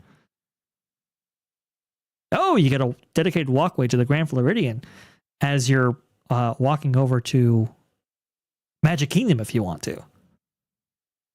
I don't even think there's a boat that goes here. I think the boats only go to the Grand Flow, the existing Poly, the TTC, and I think there's one that goes to, not the Contemporary, but I believe the Wilderness Lodge, if I'm not mistaken. This is wild. This is crazy. This is outrageous. It's insane. And while they're spending all the money on these DVC properties, of course, they're not spending money on their existing properties. Ceiling tile almost falls on guest at Disney's Polynesian Village Resort. This is the existing Poly, not the new tower, but it says right here, while the Island Tower at Disney's Polynesian Villas and Bungalows is about to celebrate its grand opening, the Great Ceremonial House at Disney's Polynesian Village Resort is literally falling apart. A Walt Disney World News Today employee witnessed a ceiling tile fall in the resort lobby, nearly missing a guest. Tile was near the back of the lobby, behind the Maui statue, in the center of the Great Ceremonial House. The photo above, you can see the square hole it left in the ceiling. Thankfully, nobody was injured when it fell. Guys, Disney, this is outrageous. This is intolerable for the amount that you're actually charging for these rooms. I mean, at the Poly, you can't get in there, especially the busy season, but I would say even in the off season, which, air quotes for that, you can't get in here for less than probably $600 a night now.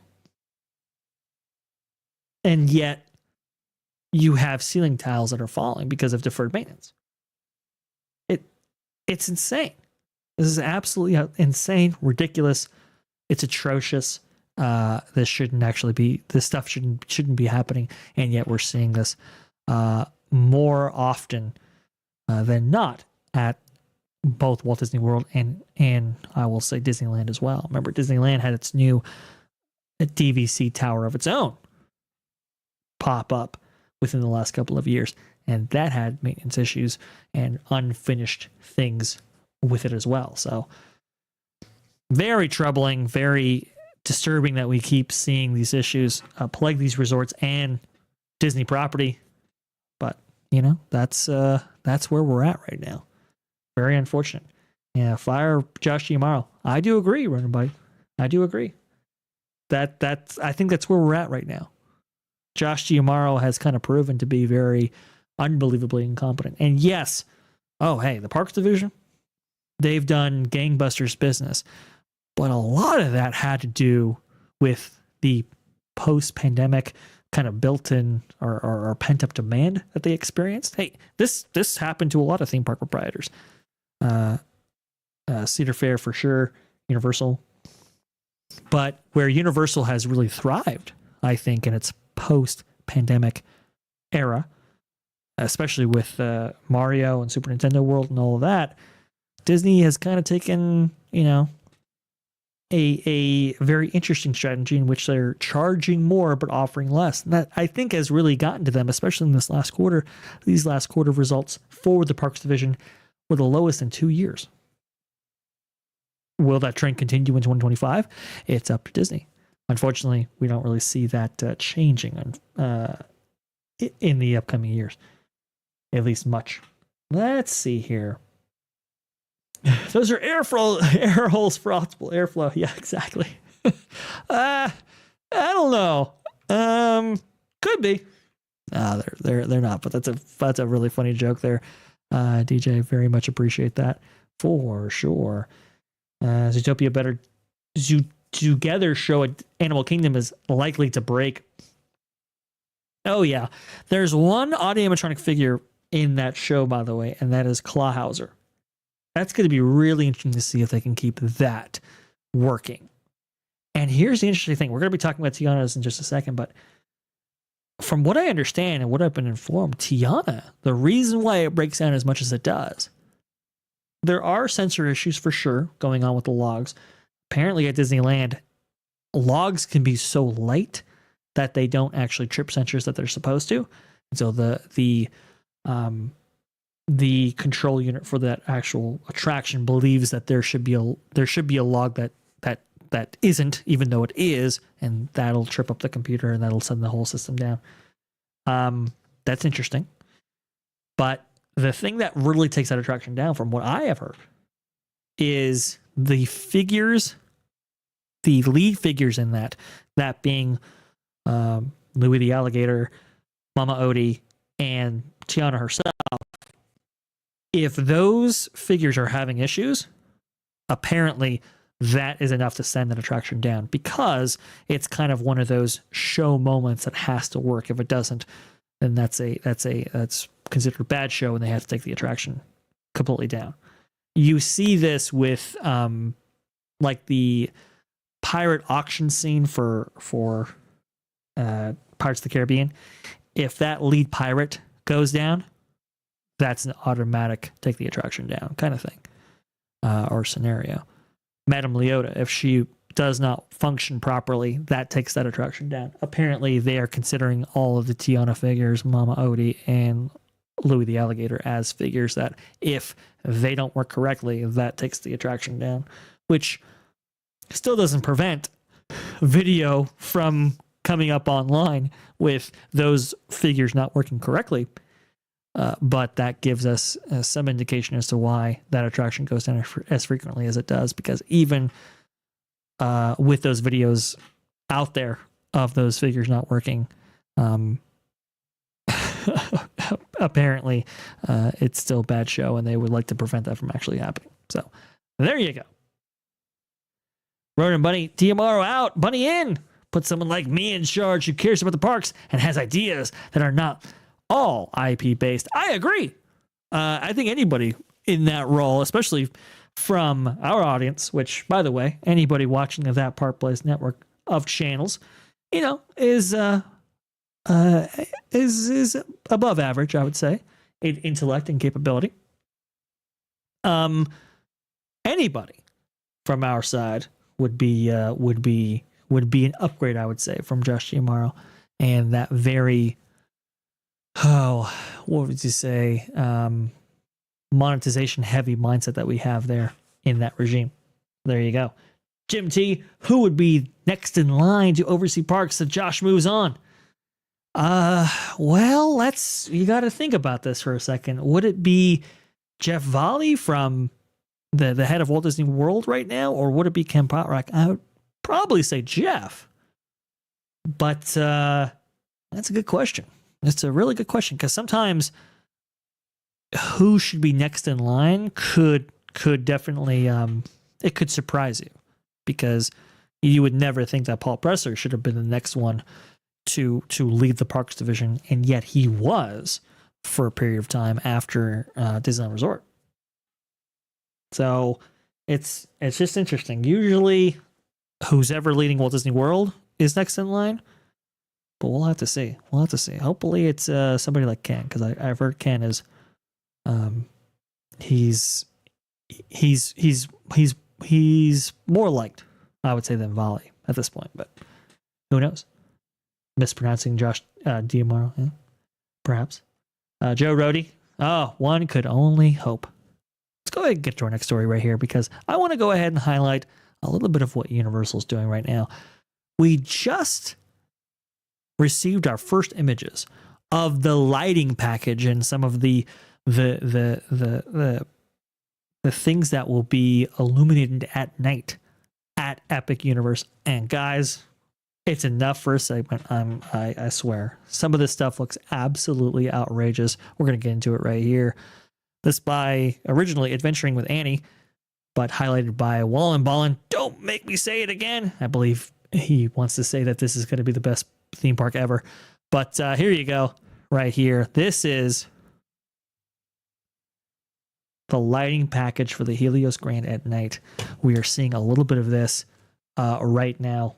It looks absolutely fantastic. This stuff looks super, super cool right here. Goodness gracious, look at that. It looks so cool. Then we have some more video right here. We have the Constellation Carousel changing colors. This originally posted TikTok by Meddard. Yes, it's posted. You can see right here. Looks super, super cool. I believe it will be a more subtle pattern when it actually pops on, but I think they're going through some test patterns for colors and so forth, which is why it's kind of it's illuminating in that way. But you can kind of see right here. Looks super, super cool as well. The entrance icon for Epic Universe has also been lit in various ways. You can see Wallen Ballin here. I'll never get tired of how absolutely epic this looks. This by Instagram user, I believe, CU. So there you go. Man, looks so, so cool. But let's go over to other areas of the park right here, because I know you're interested in one particular detail, one particular thing. Oh yeah, folks, we have video of it. Finally, we'll get to it. Here you go. Super Nintendo World at Epic Universe at night. Aerial view by Bio Reconstruct. He does an incredible job with all of his aerial photography right here. You can see both, not only Super Nintendo World, which we have experienced in the States via Universal Studios Hollywood, but also our first night shots of Donkey Kong Country. You can see right there. Looks super killer. Looks so, so good. Amazing stuff. Man, this park is going to be really special. But this kind of brings us over to another area of the park right here. This, the Dark Universe section. I believe this was also provided by BioReconstruct. Let me just make sure. Yep, it was. There was 30 mile per hour wind at 800 feet on Friday night, much vibration in the helicopter. As a project, I wondered if I could stabilize a view of the Frankenstein Manor better.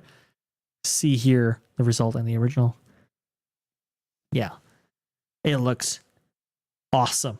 Some of the stuff looks super, super cool right here. Nice stabilization on this shot as well, I will say. The post-production work right there, very, very cool.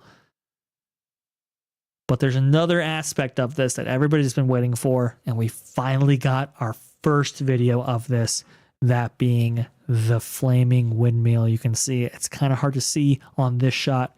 I thought I had the other loaded up, but you can see our very first images of the flaming windmill effect at the Dark Universe portion of Epic Universe. It looks so, so cool.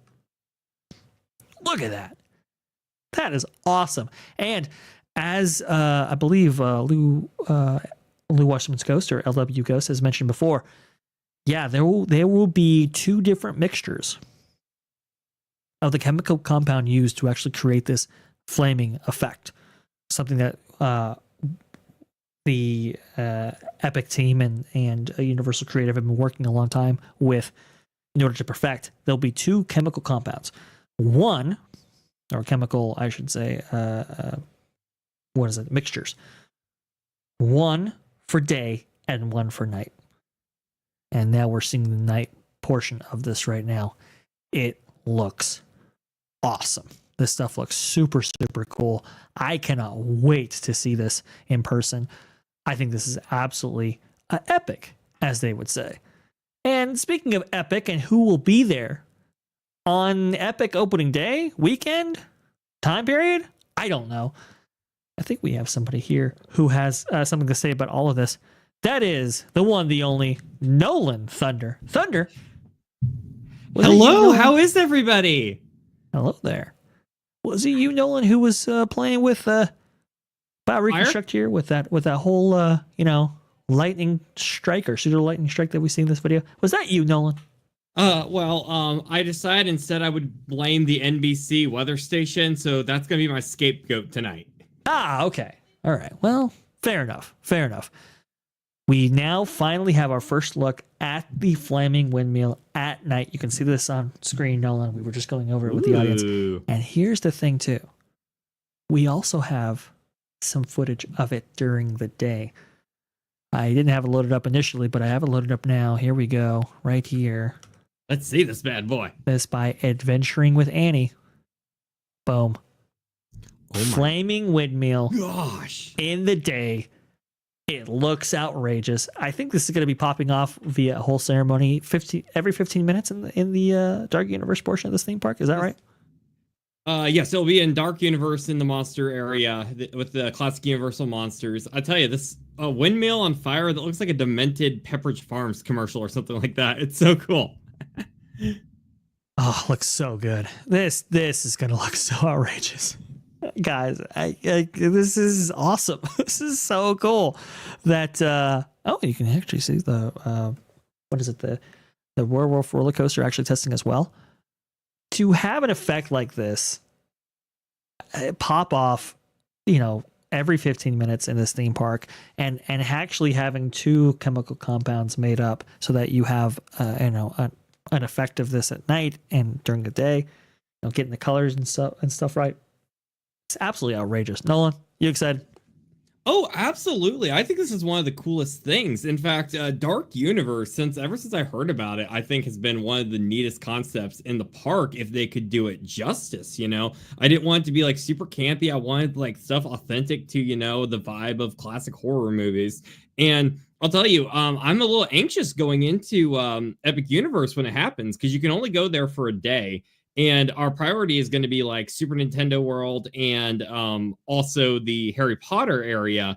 So this one is the next man up, and I'm totally anxious because I want to go to this thing so bad because, I mean, can you do any cooler than old school monsters, windmills on fire? And did you see the concepts of that roller coaster thing they got inside? I mean, those sculpture things are giant. It looks so cool. it does the complete opposite. If you've ever been to like a local fair, you know, and they got like the little cheesy haunted house thing you walk into, this is like the OMG 4 times better version that everyone and their grandmas needs to go see. It looks so cool.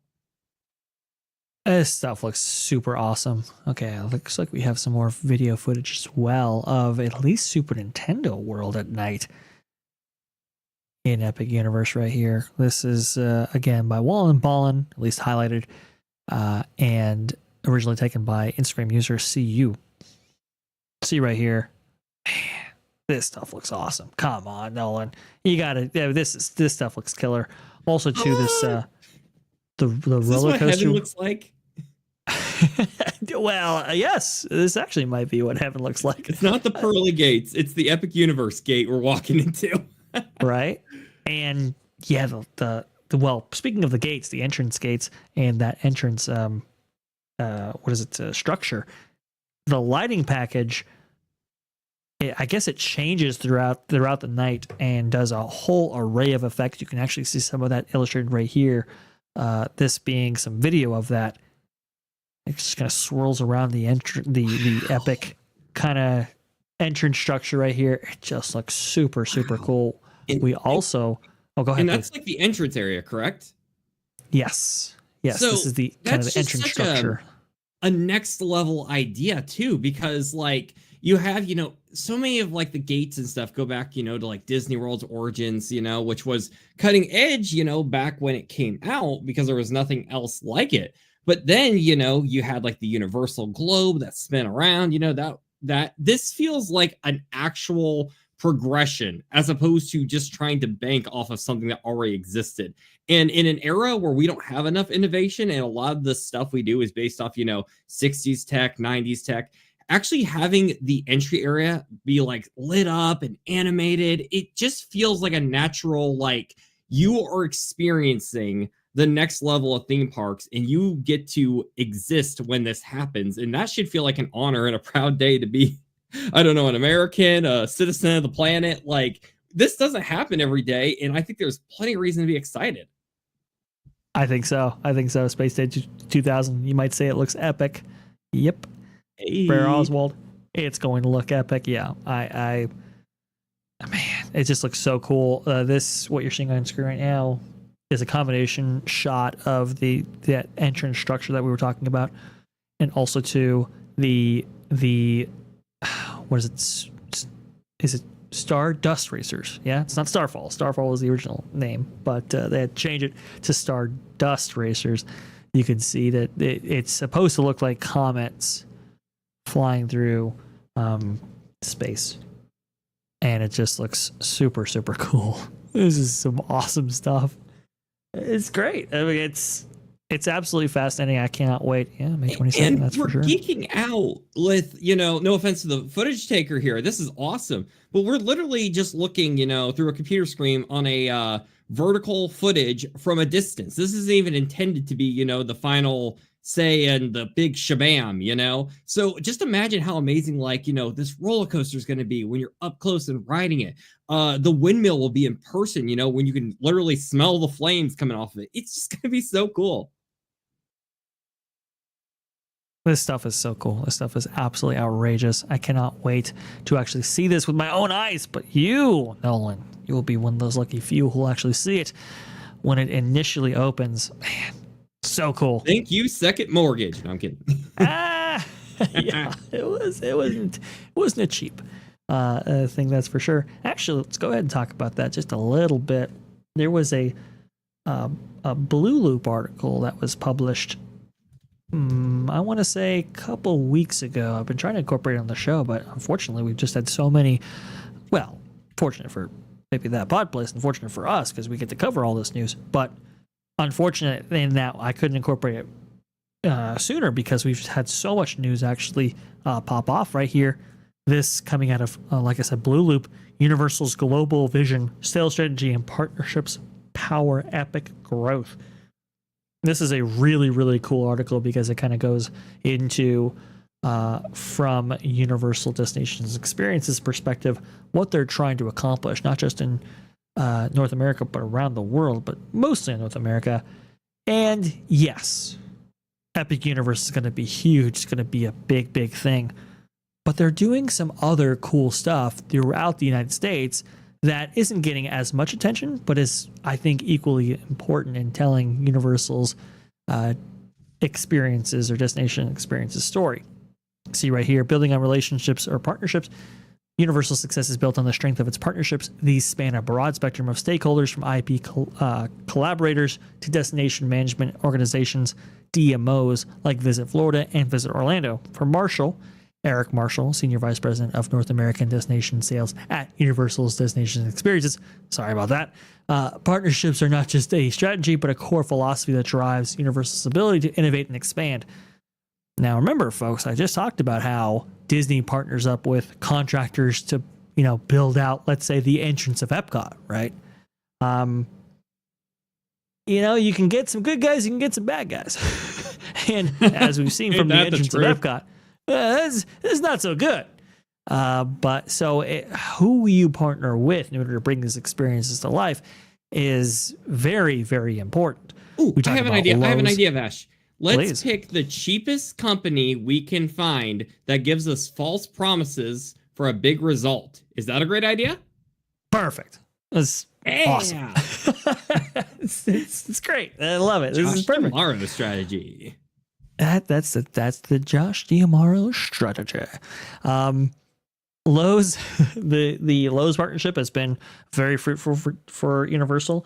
I think Lowe's is a big reason why maybe these resort hotels don't cost nearly as much as maybe Disney's, for example. When you talk about the price per night and so forth, we just talked about how the new Polynesian Tower over there, the DVC Tower that they have over there at Walt Disney World Seven Seas Lagoon, how expensive that is relative to maybe how expensive the Helios Grand is. I think Lowe's is, plays a part in that. But go ahead, Nolan. Oh no, lots and lots of money here. I gotta say, one thing I can say about Universal here, I think it's kind of cool how, they have this whole land coming here. And, I'm so used to, I don't know about you, Vash, but I'm so used to, in documentaries, you always hear about certain problematic roller coasters when they're getting built. Like there'll be some stalling, a company might be suing another company in the process because they didn't build it right. We've seen that a bit, with Cedar Fair post Top Thrill 2, how there's a big, a lawsuit going on with that. It's kind of cool how, with Epic Universe, as far as we know, maybe they're very good about being hush hush. But, everything just seems like it's going smoothly, there's not a bunch of drama behind the scenes. Do you think this is because they're keeping it very in-house with those Imagineers they've pursued in the past? Or do you think this is just a matter of smart management here compared to, with Disney, we've seen a lot of lackluster things coming out, like the lights in Epcot, for example? I think it's a combination of ambitious Imagineers that they've been able to peel off from Disney, right? Because I think it doesn't matter how good management is. If you don't have the right people in the right places, you really can't facilitate what you want to do no matter what, right? So I think it starts with the former Imagineers who were part of Disney, who are part of the fabric of creating that Disney difference, now being part of Universal, and being able to facilitate all the projects that they might have dreamed up. And I think it's also the other part in this is the management that they have there at Universal or Comcast that is willing to take the risks, willing to be ambitious, and is hungrier than I would say Disney. Disney, I think, is like, hey, you know what? We're okay with where we're at, and we're just going to go ahead and rest on our laurels, so to speak, right? Whereas there are two people. Go ahead. Sorry. No, I was just going to say there's two people I think that deserve a lot of respect. And one of them gets a lot more, of the admiration than the other one does. And a lot of them pretty much always takes the blame. You have the guy with the imagination and the creativity and the guy with the checkbook that approves the project. A lot of times, over the course, I've slammed a lot of CEOs in my time, and decision makings that have happened over the course of many, many years. But the reality is, a very good owner or CEO will know where to put that big money when they can see creative talent that can actually produce the result. And I think you have to also give credit here to Universal. They've managed their funds very, very well, at least as far as we've seen.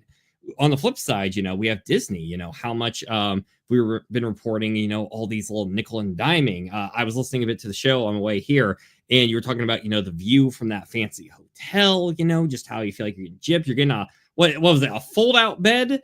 Like, these aren't the kind of things you want for good morale. And a lot of it tends to often reflect, what is the budget that's being given. And I think the reality is, a lot of credit needs to go to Universal here for spending money wisely. Because, like, if you have, like, say, for example, a huge movie budget, if you spend all the money on, expensive van or really expensive catering, the money that should have gone to, to a wonderful project that's going to give you a lot of green life and longevity going forward with the project, I think it can just fall apart. Yeah, I do agree with those sentiments. Exactly. I think it echoes a lot of what we said here on That Pod Place, and what I was mentioning before. It's just when you have a management team that is looking to dethrone somebody like a Disney and is willing to take the steps in order to do that, both through the strategy and the finances, and you have a creative team of former Imagineers who are willing to do that and are ambitious themselves and wanting to bring these projects to life and are capable of doing it, this is where you get an epic universe or a lot of these Universal creative projects that are just so stellar and so spectacular. We talk about Epic Universe, talk about the hotels, the tickets on sale, all that. I want to go ahead and skip to, though, some of the other things that they're doing. Expanding the Universal destinations and experiences portfolio.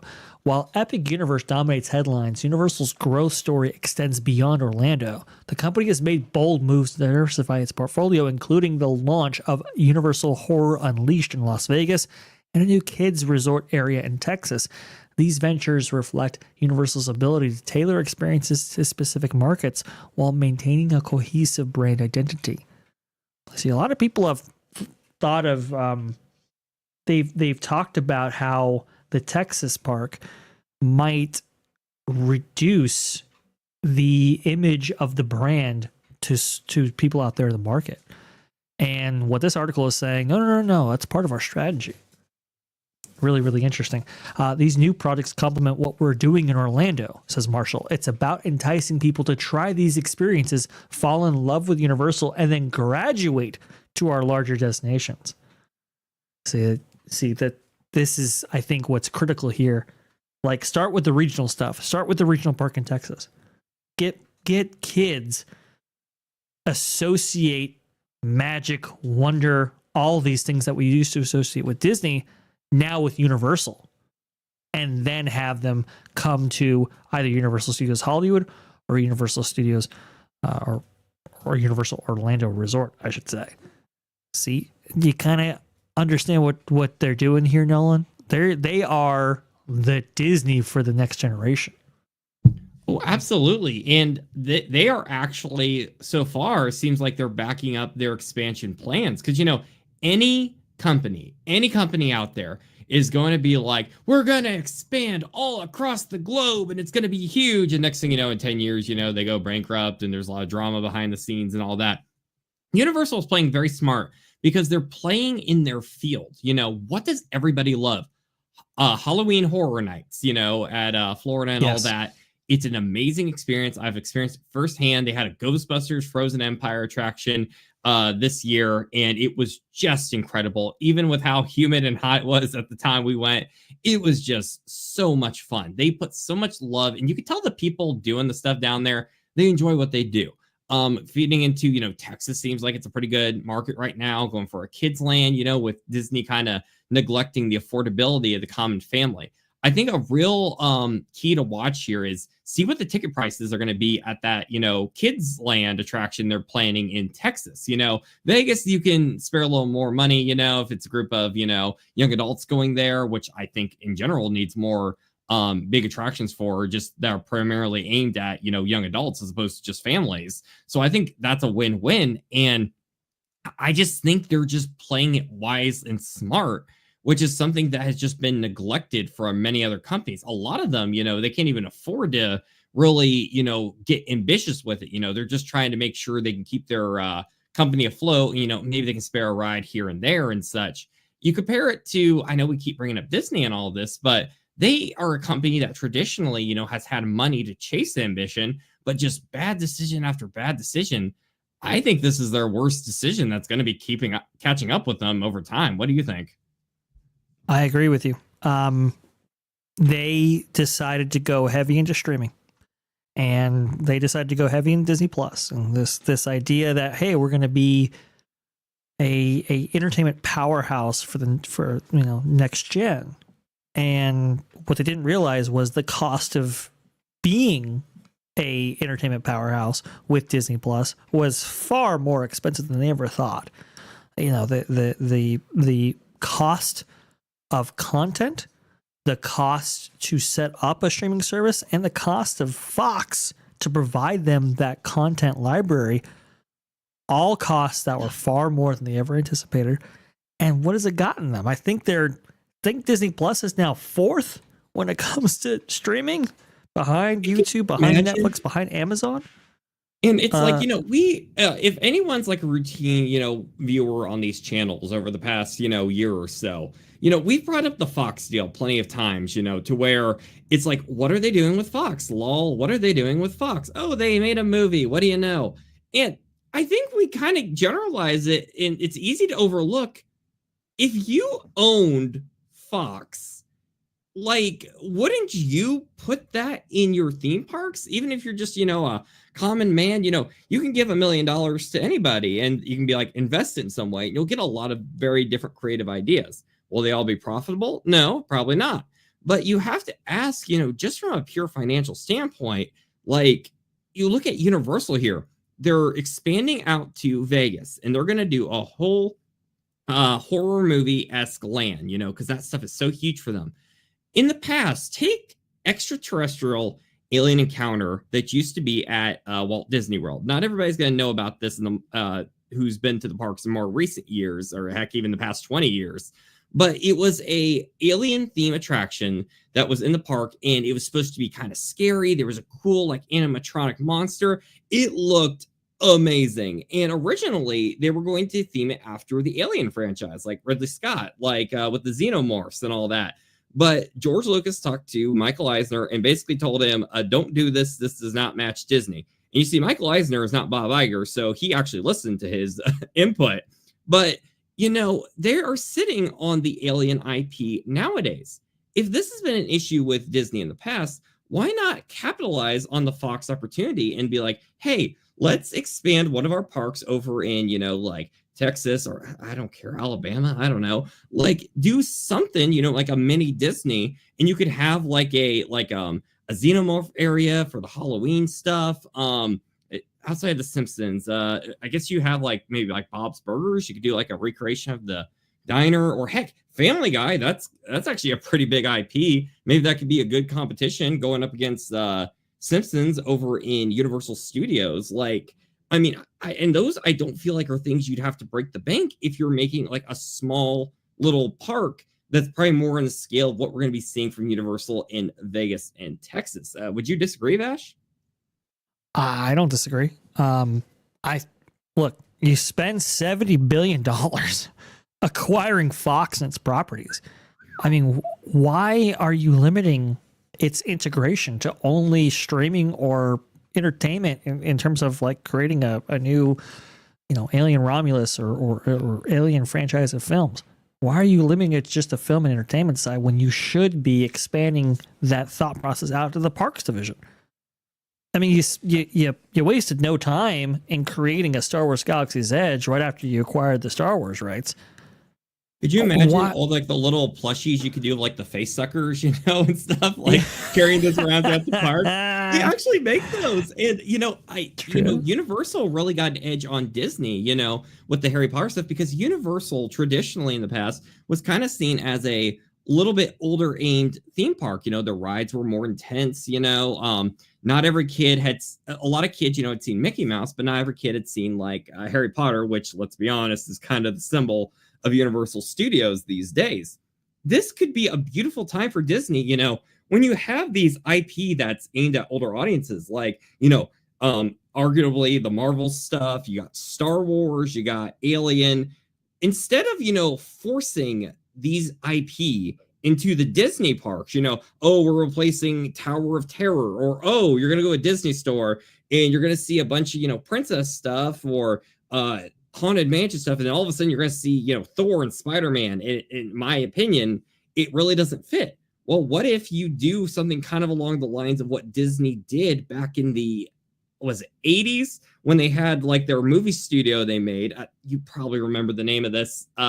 Basically to hide the fact that it was Disney funding it, but it was going to be that they were going to have their own umbrella of movies aimed at older audiences. Why not make a big competition with Epic Universe here, make a smaller theme park in whatever state you want, and just go after the teenage adult audiences, as you seem to be showing right now? With these prices, you're not aiming at families, and perhaps, you know, people might be willing to spend a lot more crazy prices if this is like something you can only do in a Disney attraction, if that makes sense. You would think that's exactly what they'd be doing. You'd be thinking that they would be looking to corner new markets and new territories, like Universal is in that little article, like they're doing with Horror Unleashed in Vegas, or like the Texas park, identifying new areas of growth and really going after them aggressively, whether it be through regional amusement parks or whether it be through, you know, a different set of experiences that you can pop up throughout the country. You could be doing that. They choose not to. And I don't really understand why. It's almost like they believe that or you know, from Disney's standpoint, they believe that the experiences segment is like this legacy segment. Like, it's like, well, okay, you know, we've tapped out this North American market right here. We'll invest more in, you know, international and stuff like that. Not realizing that there are markets within the North American segment that could be, you know, there's a lot of growth to be found there, and yet they don't really go after it. And it's really unfortunate, but I'm glad that at least one of the big two is that being Universal. Lawrence Goldwyn, T3PO should change its handle to Summit XZ. Well, you know what? Maybe we do need a little bit of fresh blood in here. Nolan, what do you say? Let's bring on the one, the only, Brer Oswald, making his podcast debut. What's going on? How's it going? My audio coming in? Okay? Audio's coming in just fine right there. The only thing I would recommend is maybe if the mic is back a ways, position it as closely to your mouth as possible. Okay, I can just increase the gain. The gain? Yeah. Yeah. Sounds good. I haven't used this very much, so. No, you're fine. You're fine. Thank you so much for coming on, Brer. No problem. You've been a staple on this channel, but also on X, your stomping ground right there with your big old your big old bunny feet right there. Thank you so much for joining us. No problem. Fantastic. Well, that brings us to our next story right here. Oh, super chat. Okay. Oh, sorry about that. Okay, Space Dave. Okay, I get you. Thank you so much. He's got Space Dave 2000 with the Canadian $2. Thank you so much. Is Brightline going to be done in time for Epic? Guys, have you looked at that timeline? I thought Brightline was going to be a couple of years, but maybe I'm wrong. Well, it is Universal we're talking about. They'll rush everything they can if they can do it. I mean, have we seen Hagrid's Motorbike Adventure? Oh my gosh, that one had so many problems at the start. Like, they'll rush to the gate. They'll chance it. Go ahead, bro. Oh, the bees at the opening?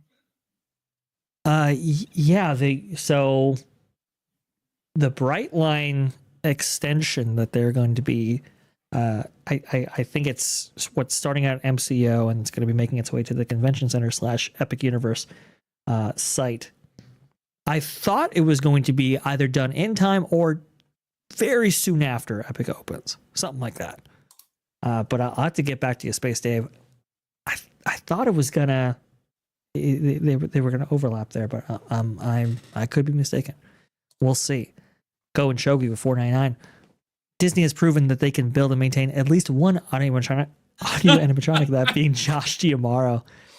Does that mean we can make the broken Yeti on top of like the what's the one, Animal Kingdom, the mountain one? Yes, that one. Yeah. Can we make that one Bob Iger, please? Disco Bob Iger up there. Yes. Oh man. Well, until we can transform that audio animatronic into a version of Bob Iger, I guess we should look at Bob Iger's most recent creation, involving a plethora of audio animatronics, not as many as the attraction it replaced, that being Splash Mountain, with Tiana's Bayou Adventure. My favorite. Oh yes, this is by Scott Gooston right here. New starting December 10th, Tiana's Bayou Adventure at Disneyland Park will no longer use a virtual queue, and guests can ride using the regular standby queue, Lightning Lane Premier Pass, or Lightning Lane Multi Pass. Yes. This is land? This is Disneyland. This has only been open for like what, 2 or 3 months now in land? Not even a month. Or Not even a month. At this point, just over a month. Wow. Have you ever seen a virtual queue go down like within the year, or heck, even within a season? It occurs. So when attractions debut at Disneyland with virtual queue, they do tend to lose their virtual queue status sooner than Walt Disney World. But to contrast you, Nolan, at Walt Disney World, this tweet was delivered by Scott Gooston on September 9th, 2024. After 524 days of using virtual queue, Tron at Magic Kingdom is finally offering a regular standby queue. Meanwhile, Cosmic Rewind opened 836 days ago, and at the time of that posting, virtual queue was still on. And at the time of this recording, virtual queue is still on Cosmic Rewind. Yeah. That is It'll not never going leave. away. Isn't that crazy? Isn't that wild? We need to start doing, like, you know, there's a lot of Disney historians out there, you know, who keep track, you know, of like, when was Fast Pass implemented on this ride? You know, how long has this ride been in operations? We need a new thing here for people to start calculating. How long does a ride have a virtual queue service? And will anyone ever break Tiana's Bayou Adventure record? Man, it is really something.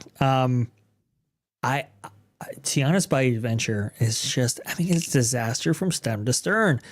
This here by Block Mickey, Tiana's Bayou Adventure reliability regresses at Walt Disney World as Disneyland opens standby queue. Sorry about that. Do apologize. This by Mike, December 15, 2024. Earlier this week, Disneyland opened a traditional standby queue for Tiana's Bayou Adventure. The change came some 3 weeks after the attraction officially opened in the renamed Bayou Country section at Walt's Park.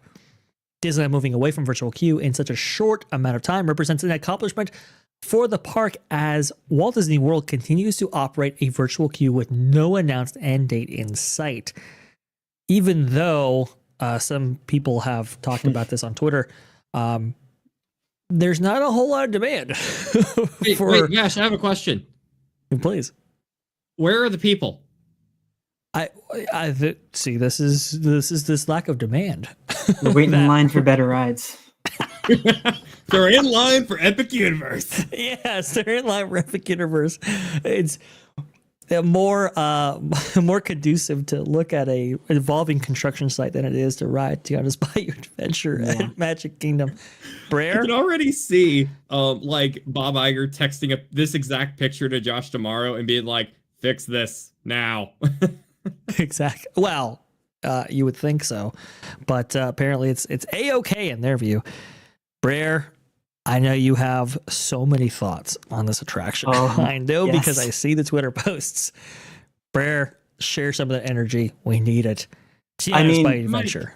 Just looking at the queue, when I was down in August, I was on the railroad, and one of my many passes through, I looked over the fence there, and it was empty, just like it is in this photo.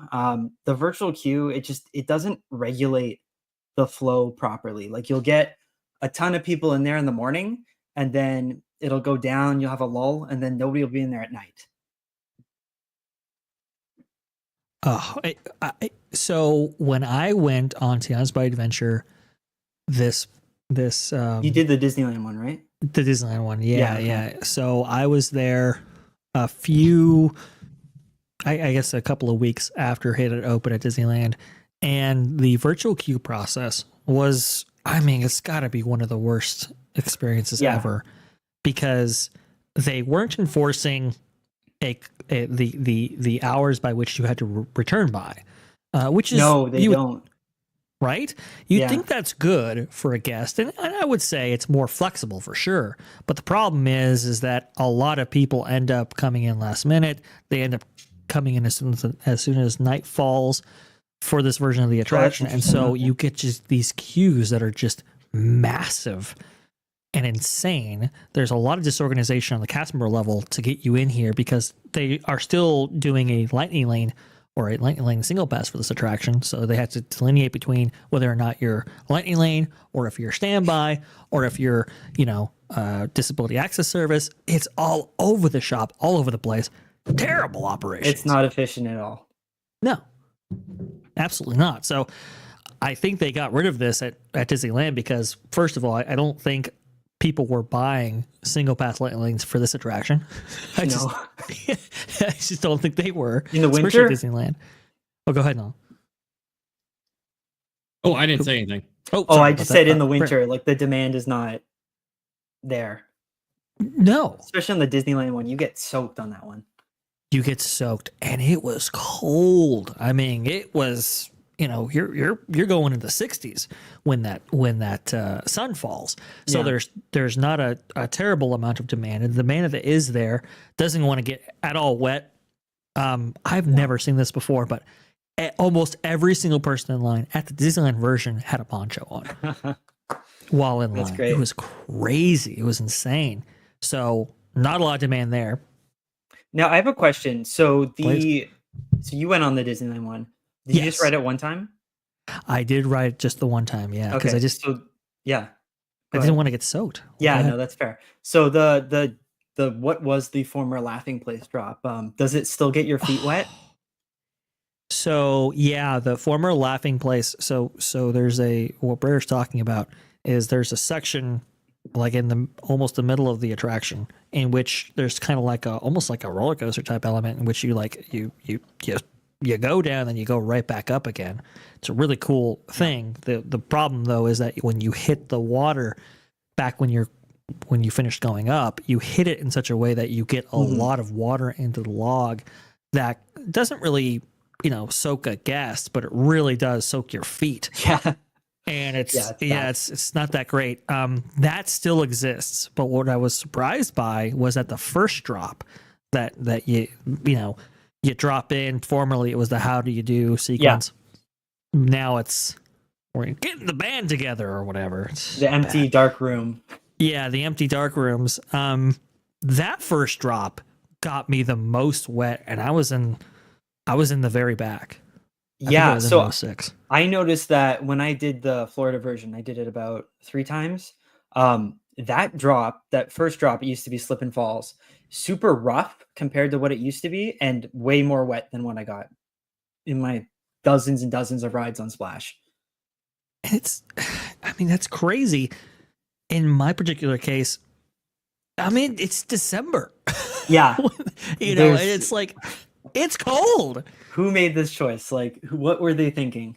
It's cold because they made it out of the tears of everyone who missed Splash Mountain. That's why it's Yes. so cold. Yes, well, that did add to the temperature decline there for sure, Nolan. The storm in the water That tower. wasn't the only thing that declined. Yeah, the water tower is full of tears over people lamenting the fact that they got rid of one of the best attractions ever to be bestowed on any of these parks. The amount that gets you wet is crazy, especially for an attraction in the winter. They used to have some level of control when it came to this stuff. Now that's all been, I guess, thrown out the window. They just didn't care when they were redoing it. Like, no, they didn't care about a lot of things. We've seen the interior photos of this thing. Yeah. There. it's This just is awful. it's frustrating because I mean, like, not even talking about the show, the way they've destroyed the theming. Just like Splash had technical flaws, like the soaking of your feet in the dip drop. Florida, I'd say the queue being outdoors, it's always been rough because the Florida heat, it's super humid, it's super hot. So there was things they could have corrected, and they didn't bother. Instead, they went after the theming and they got rid of all the animatronics, everything people loved, the music, and they left all the potential flaws that they could have fixed, and they didn't do anything with it. Terrible. There were some flaws that could have been mitigated Yeah. or remedied. Because it's with like a this new version of the 35-year-old attraction. ride. Like, Sure. Yeah, and it was, man, it was very ambitious for the time. yes. Very expensive, and something that could have been built on and improved upon with a new iteration of it, especially utilizing those great spaces as provided by Splash Mountain. Some of this stuff, I mean, one half. Okay, the laughing place. The replacement to the laughing place is abhorrent, particularly in Disneyland, because Disneyland there was so much color, there were so many animatronics. It was so good. There were so many gags, like for example, the one dog and like the boat rowboat, like and he's spinning around. Yeah, spinning around. The multiple, what is it? I guess the birds that are like dancing and stuff like that. yeah, the storks, the storks, yeah. the bird that Splash fans, we like to call it Mushroom Bird, because she's in the little mushroom with the raining down. Yes, so good. And they at Disneyland, I couldn't believe this. Yeah, there's like horrible. 3 frogs that they put in, and the lighting, it's like that's the one thing I thought they would have gotten down, because they've got new lighting, they've got new technology, but it's so much less colorful. It's far less colorful. You would have thought with new lighting technologies, that place would have been filled with all kinds of dazzling imagery. Nope, not at all. It's very filled bland in all looking. The holes, like you used to be able to look through and you could see like the animals from the other side. They just replaced it with flat plywood walls. Yes. The old turtle shells that are in the water, I've seen, like, friends have taken pictures. They're still there. They just painted them a different color so that you don't even notice them. It's really bad. Come on, I mean, it's terrible. And so I'm in my log and I'm looking around and you see that bad screen, that everybody's the Coco Melon screen, Tiana and Louie looking at it. It looks terrible. Yeah, Nolan, it looks so bad, and it looks even worse in person. I gotta say, I think to say your point there, you're saying they are repainting the turtle shells, guys. Like maybe they're just trying to compete with Universal with the Koopas, the red and green. Maybe they are. Maybe they're thinking ahead. No, they were green and they painted them black. Oh, perhaps. I don't know. I'll have to send you a picture. I have one. I gotta see these. If you got a link or something, put it in the private chat or DM me on Twitter, and we'll get them up for people to see. It's this. I can't tell you guys just how sparse this room is. It's insane. One half of it, as you're approaching the lift hill. Remember, that was the originally it was the sooner or later. Then it became, they're gonna cook rare rabbit, in rabbit stew or whatever. And it was a really fun scene as you're approaching that final lift hill right there. In Tiana's Bayou Adventure, they have replaced one half of it with screens of fireflies floating in nothing, and then the other half it's completely black. No tension, no buildup, no nothing as you ascend up the lift hill. Which is the one thing they had to get right, was the tension. Like, yes, you could have changed anything. But that tension, it's needed. Like, you need that to make the ride work, especially the finale at the end. Like, now it's so undeserved. You get a celebration. What did you do? You didn't do anything. It was just a pointless ride of nothing the entire time. So bad. You get nothing. You lose. Good day, sir. I cannot tell you how bad this all is. I mean, it is, and the reason why we're harping on it, especially now, is because it replaced such an amazing attraction in the form of Splash Mountain, one that had, you know, wonder, thrill, tension in that pivotal scene, release with that beautiful finale sequence. I mean, it really was the one of the shining lights in that second generation of Imagineers that came in and provided all these good attractions. Splash Mountain was a real bright spot, and now we have replaced it with an attraction that it doesn't at all live up to the legacy of Splash Mountain, but isn't really a great ride in itself. No, And that's, I think, the most disappointing thing there. The sad thing is, like, you know, we can compare this thing to Splash Mountain all day and all night, and we won't be the only people to do that. But even if this ride opened in the 1990s, you know, when Splash Mountain did originally open, I just doubt that it would have left the same legacy that Splash Mountain would have, No, it or wouldn't even have. close. Because, like, you might have that cool drop at the end, but like you were saying, Bear, where there's like a whole bunch of nothingness. If you don't have any payoff, I mean, you can have a whole roller coaster that's just nothing but fire and explosions and everything. But if there's just no lift hill to get up there and you're just dropping the whole time, so to speak, it just becomes underwhelming. It's like a Michael Bay movie. If it's just explosions everywhere, it just gets boring. So yeah, I just don't see this ride, unless this ride had opened at a time where there was literally nothing like this, like in like the 60s or something like that. It was just doomed to have a legacy. And this is why you just don't fund projects that are just doomed from the concept art. And I don't think this ride can really be saved until eventually it's completely revamped again. And who knows how much that's going to cost. Or when.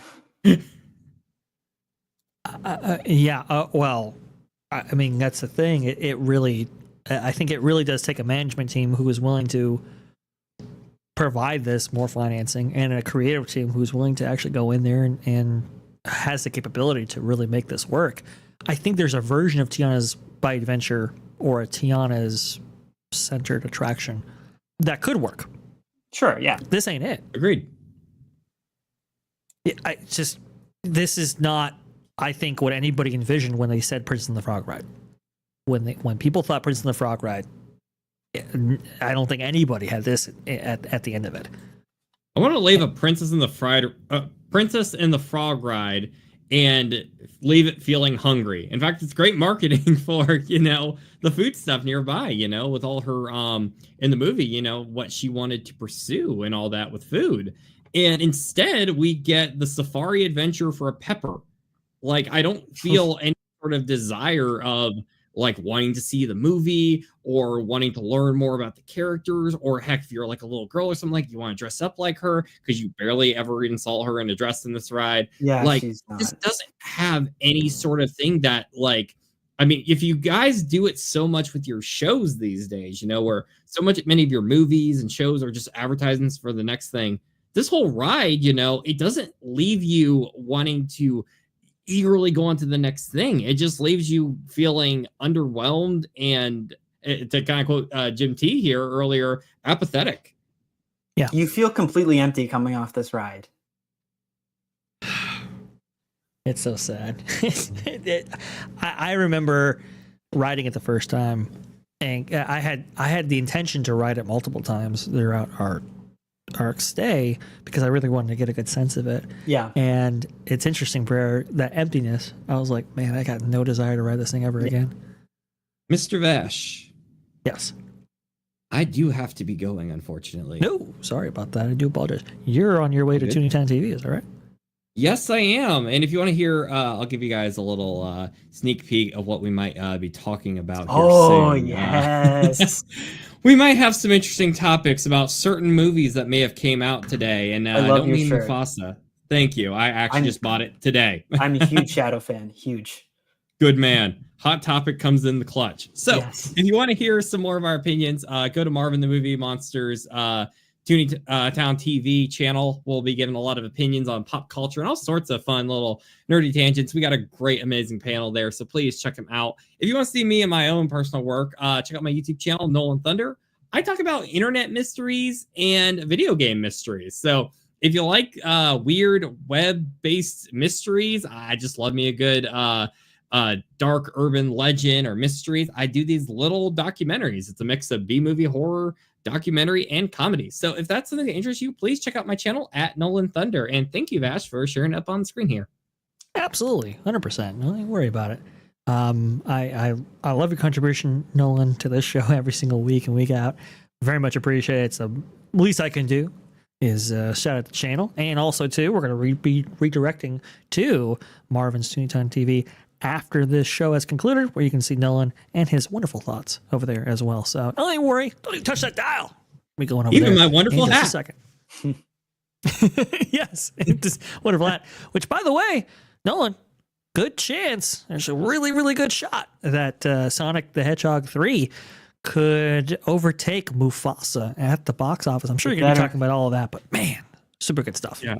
Oh no, I saw a ton of people. They were actually, dressed up as Sonic characters. Now, granted, I went like the first chance you could go, and you won't be getting a full view of what the crowds are gonna be like on Friday. It's a lot of the diehards coming in for the early fan events. But I'll just say this: I didn't see anybody dressed up as Simba. I'll just say that. All right. So, well, no mains busted up this time, but who knows? Not today. Maybe next time. But always an honor, my friends, and I hope everyone has a great night. And everyone, please enjoy the rest of the That Pod Place extravaganza we got here. We got amazing people here, and it's always a pleasure to be here. And I'll talk to you gentlemen soon. Absolutely. Thank you so much, Nolan. Very much appreciate everything you do here at the That Park Place and Network. Thank you, sir. I believe Brer. Oh, sorry about that, Brer. What you were going to say? No. I just said nice talking to him. Oh, yes. Absolutely. He's such a great guy. Fantastic guy. Fantastic gentleman. I believe you, though, have provided me some photos here. I have. That we're going to share with our viewers. Let's see here. This is the after, right? So this is Jonas Adventure? Yes. The rather dull colors. Yes, the rather dull colors. Let's go ahead and put some brightness on this and talk about what you were referring to. So, I get you now. Yeah. Okay. So if you had no idea, you would just think, it's just a rock. Why is there a rock there? It has weird pattern. But if you remember Splash, they had a bunch of turtle shells in the water there that were all painted under the black light, so you could see them all green, glowing. Wow. That is so sad. I'm sure you know this as well, Brer. One of the ways that the Imagineers back in the late 1980s, early 1990s attempted to prevent the wood rot issue from some of their water-based attractions in the past was to make all their sets out of concrete. Yes. And this, to me, was particularly concerning going into this whole reimagining, because I was like, wait a minute. Yeah. Are you going to jackhammer all this stuff out? Like, it's going to take quite a bit of effort to remove and replace a lot of this stuff. Now we know our answer. Yeah, I think they realized early on that wasn't going to work. And their options were probably pretty limited. You have, if they didn't go with the turn all the lights off, paint everything black, throw greenery on everything, you'd have Tiana and Brer Rabbit Land, and that wouldn't fly. So, it's just crazy. It's just nuts. It's just outrageous. And apparently, Tiana's Play Adventure at Walt Disney World, not only will you be having to contend with a virtual queue system in which you'll have to get up very early in the morning, or be one of the lucky ones in the afternoon and evening hours to secure a virtual queue for this attraction. You'll also have to be dealing with very inconsistent operations. It's horrible.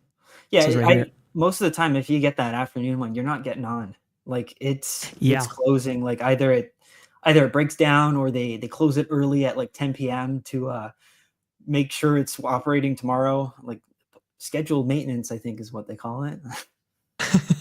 I heard from Marty Snyder, who recently went over to Walt Disney World, big trip, and he hadn't been back there for many, many years. He was getting the advice from just about everybody that he asked that if you do want to ride Tiana's Bayou Adventure at Walt Disney World, you better get an early boarding group, otherwise you're not getting on. No way. or hopefully you have a long stay and you can get a fast pass for 2 weeks from now. I was talking to somebody on the railroad, actually, Disneyland Railroad, as we were passing by that Tiana's Bayou Adventure section. And she was even telling me, like, oh, I've tried to get on this thing multiple times. Every single time it's broken down on me.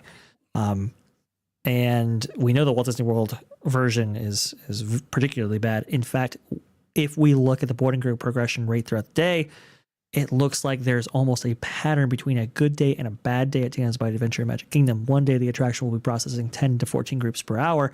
The next day, the progression rate will be cut in half. The attraction is almost impressively, consistently inconsistent. What are they going to do next year? Because January, like I think we're less than a month away from Big Thunder going down for the entire year. So that entire corner is just going to be held up by Tiana. Oh man, that's going to be really tough. You make a really good point here, Brer. And they were supposed to, I think Pro mentioned they were supposed to cut the virtual queue like by September at the latest, and it's still going. I do wonder why that is. I'm wanting to hear from you actually as to why you think the virtual queue is still in place for an attraction like this. Go ahead. Well, okay, so part of me thinks they're worried how the wait times will compare directly to what Splash had, or what other attractions in the park might have. The virtual queue, it's an easy way to kind of hide that. That's true. And make it seem like it's always popular. It's fake demand, basically, artificial demand.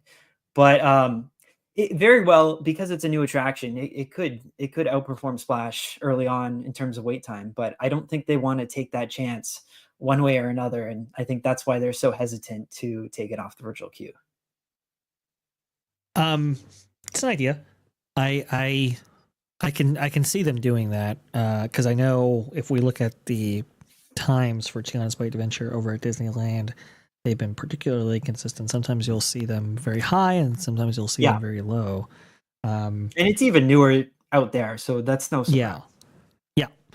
And I think that's going to level off pretty early on. And so for Magic Kingdom, now that's, it's now been around since summer. Obviously, that effect will be more pronounced because it is older.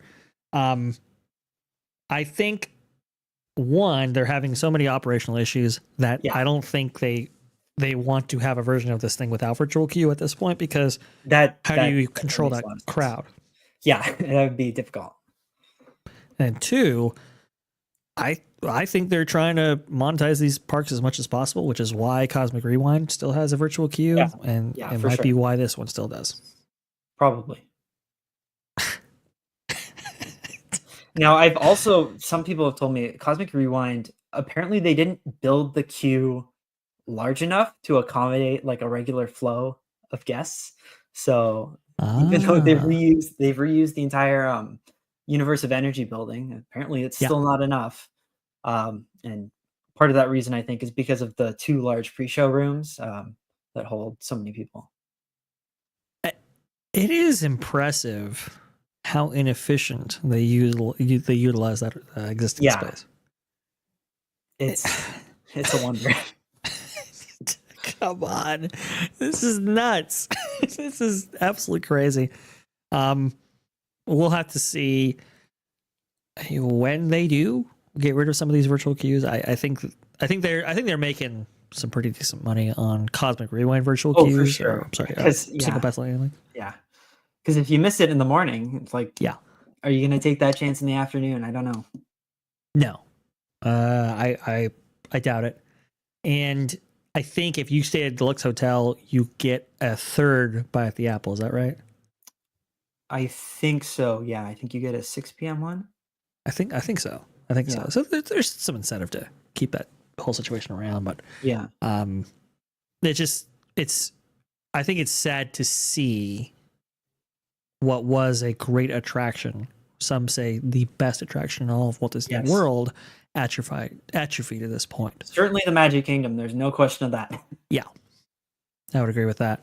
Yeah. I The definitely park, agree with that. it feels empty without it. It was crazy. Disneyland, at least you have the better pirates, you still have Indiana Jones, you still have Right. you have a phenomenal fantasy land. It's so charming over there. You have Yeah. Toontown, like there's so many unique things there.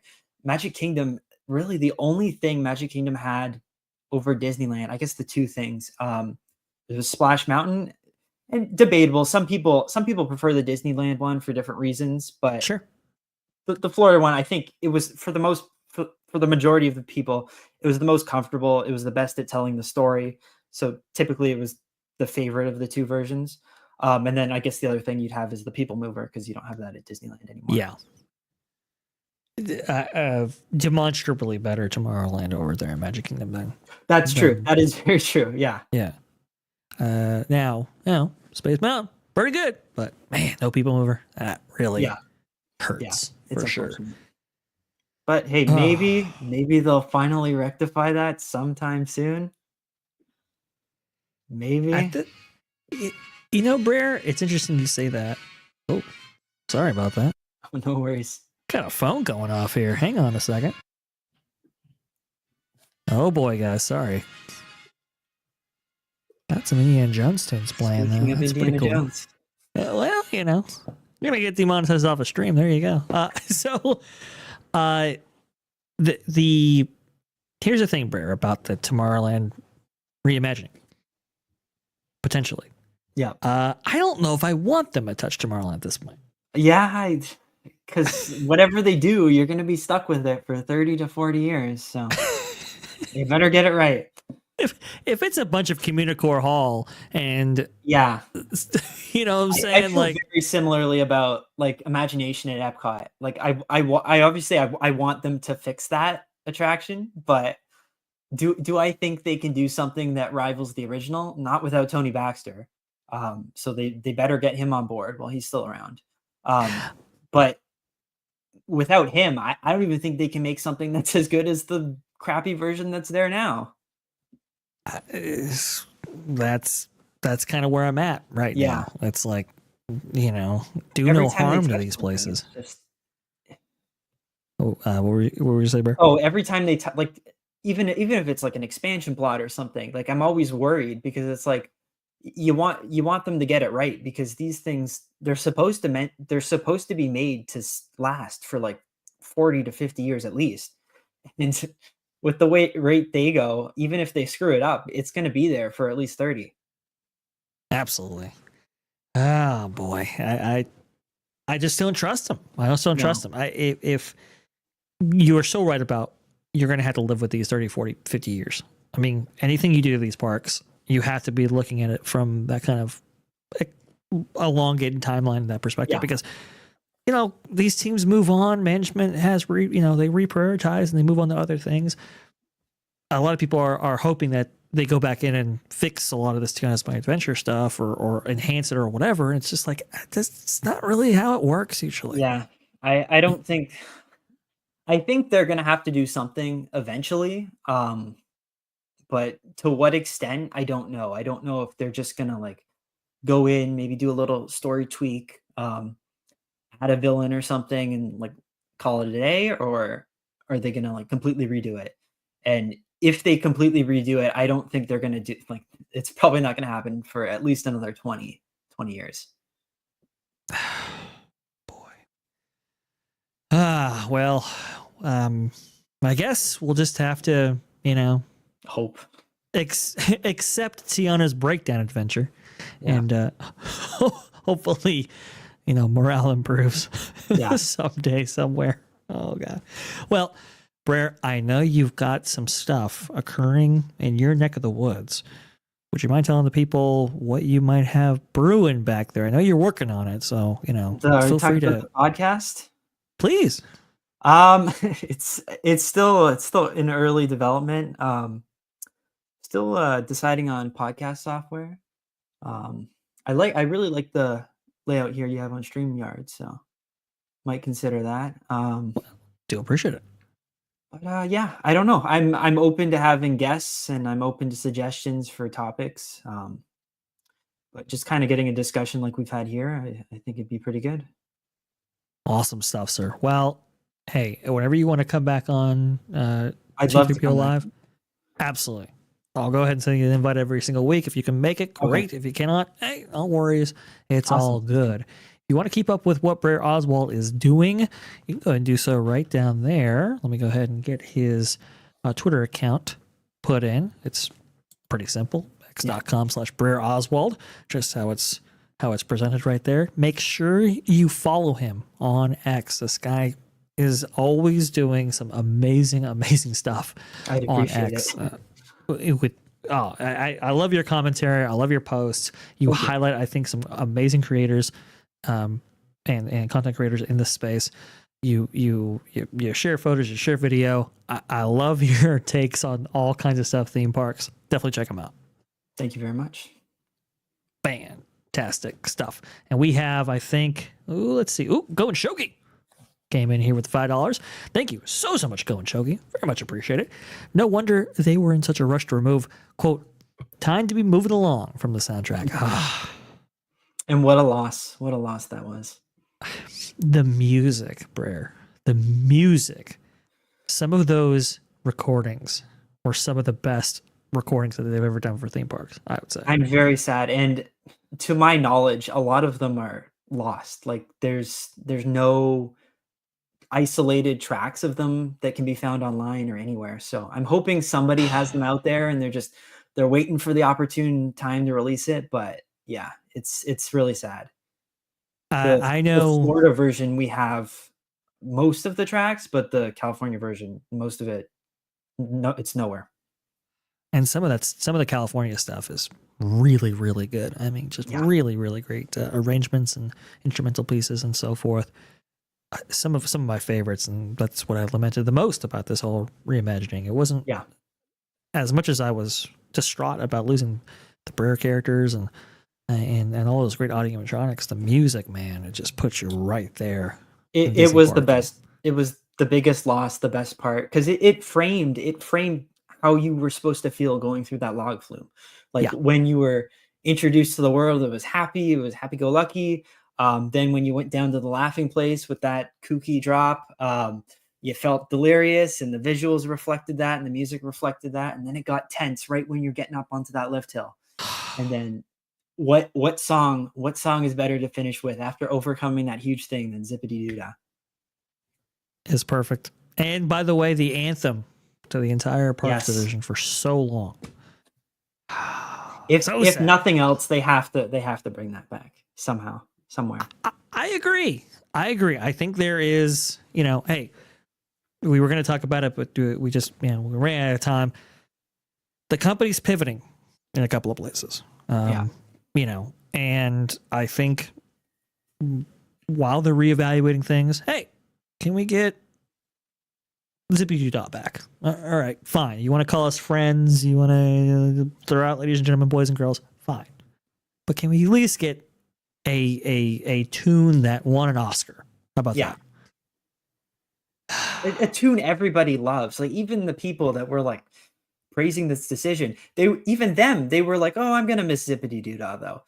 It's like I don't think anybody's happy with the fact that that's gone. No, I don't think anybody's happy about it. And I think if you are, I don't know, got to reevaluate. So I'll just put it that way. Yeah. But that about wraps up our show right here. Thank you so much for everybody joining. Aldo, don't worry about it, good sir. I know he was bummed that he was late, but hey, you know what? Don't even worry about it, Aldo. You got the replay right there. We will be taking clips from this, putting it on the channel as our content right there. So go ahead and subscribe if you haven't subscribed yet. Please subscribe. And if you haven't yet, like this video. If you did like this video, share us out on your favorite social media platforms. It really does help us out tremendously against the YouTube algorithm. As always, you're going to be redirected over there to Marvin's Toontown TV, where I'm sure Nolan Thunder and Marvin are yucking it up over, I don't know, Sonic the Hedgehog 3, maybe Sonic the Hedgehog 4. That's a discussion right now that's been occurring. Mufasa, Superman the trailer just came out today. There's a whole bunch of great stuff. So go ahead and sit back, enjoy the show. We will see you next week here, T3PO live at 5. Thank you so much for that, Brer Oswald. Great to have you. Great being here. Thank you for inviting me. Thank you.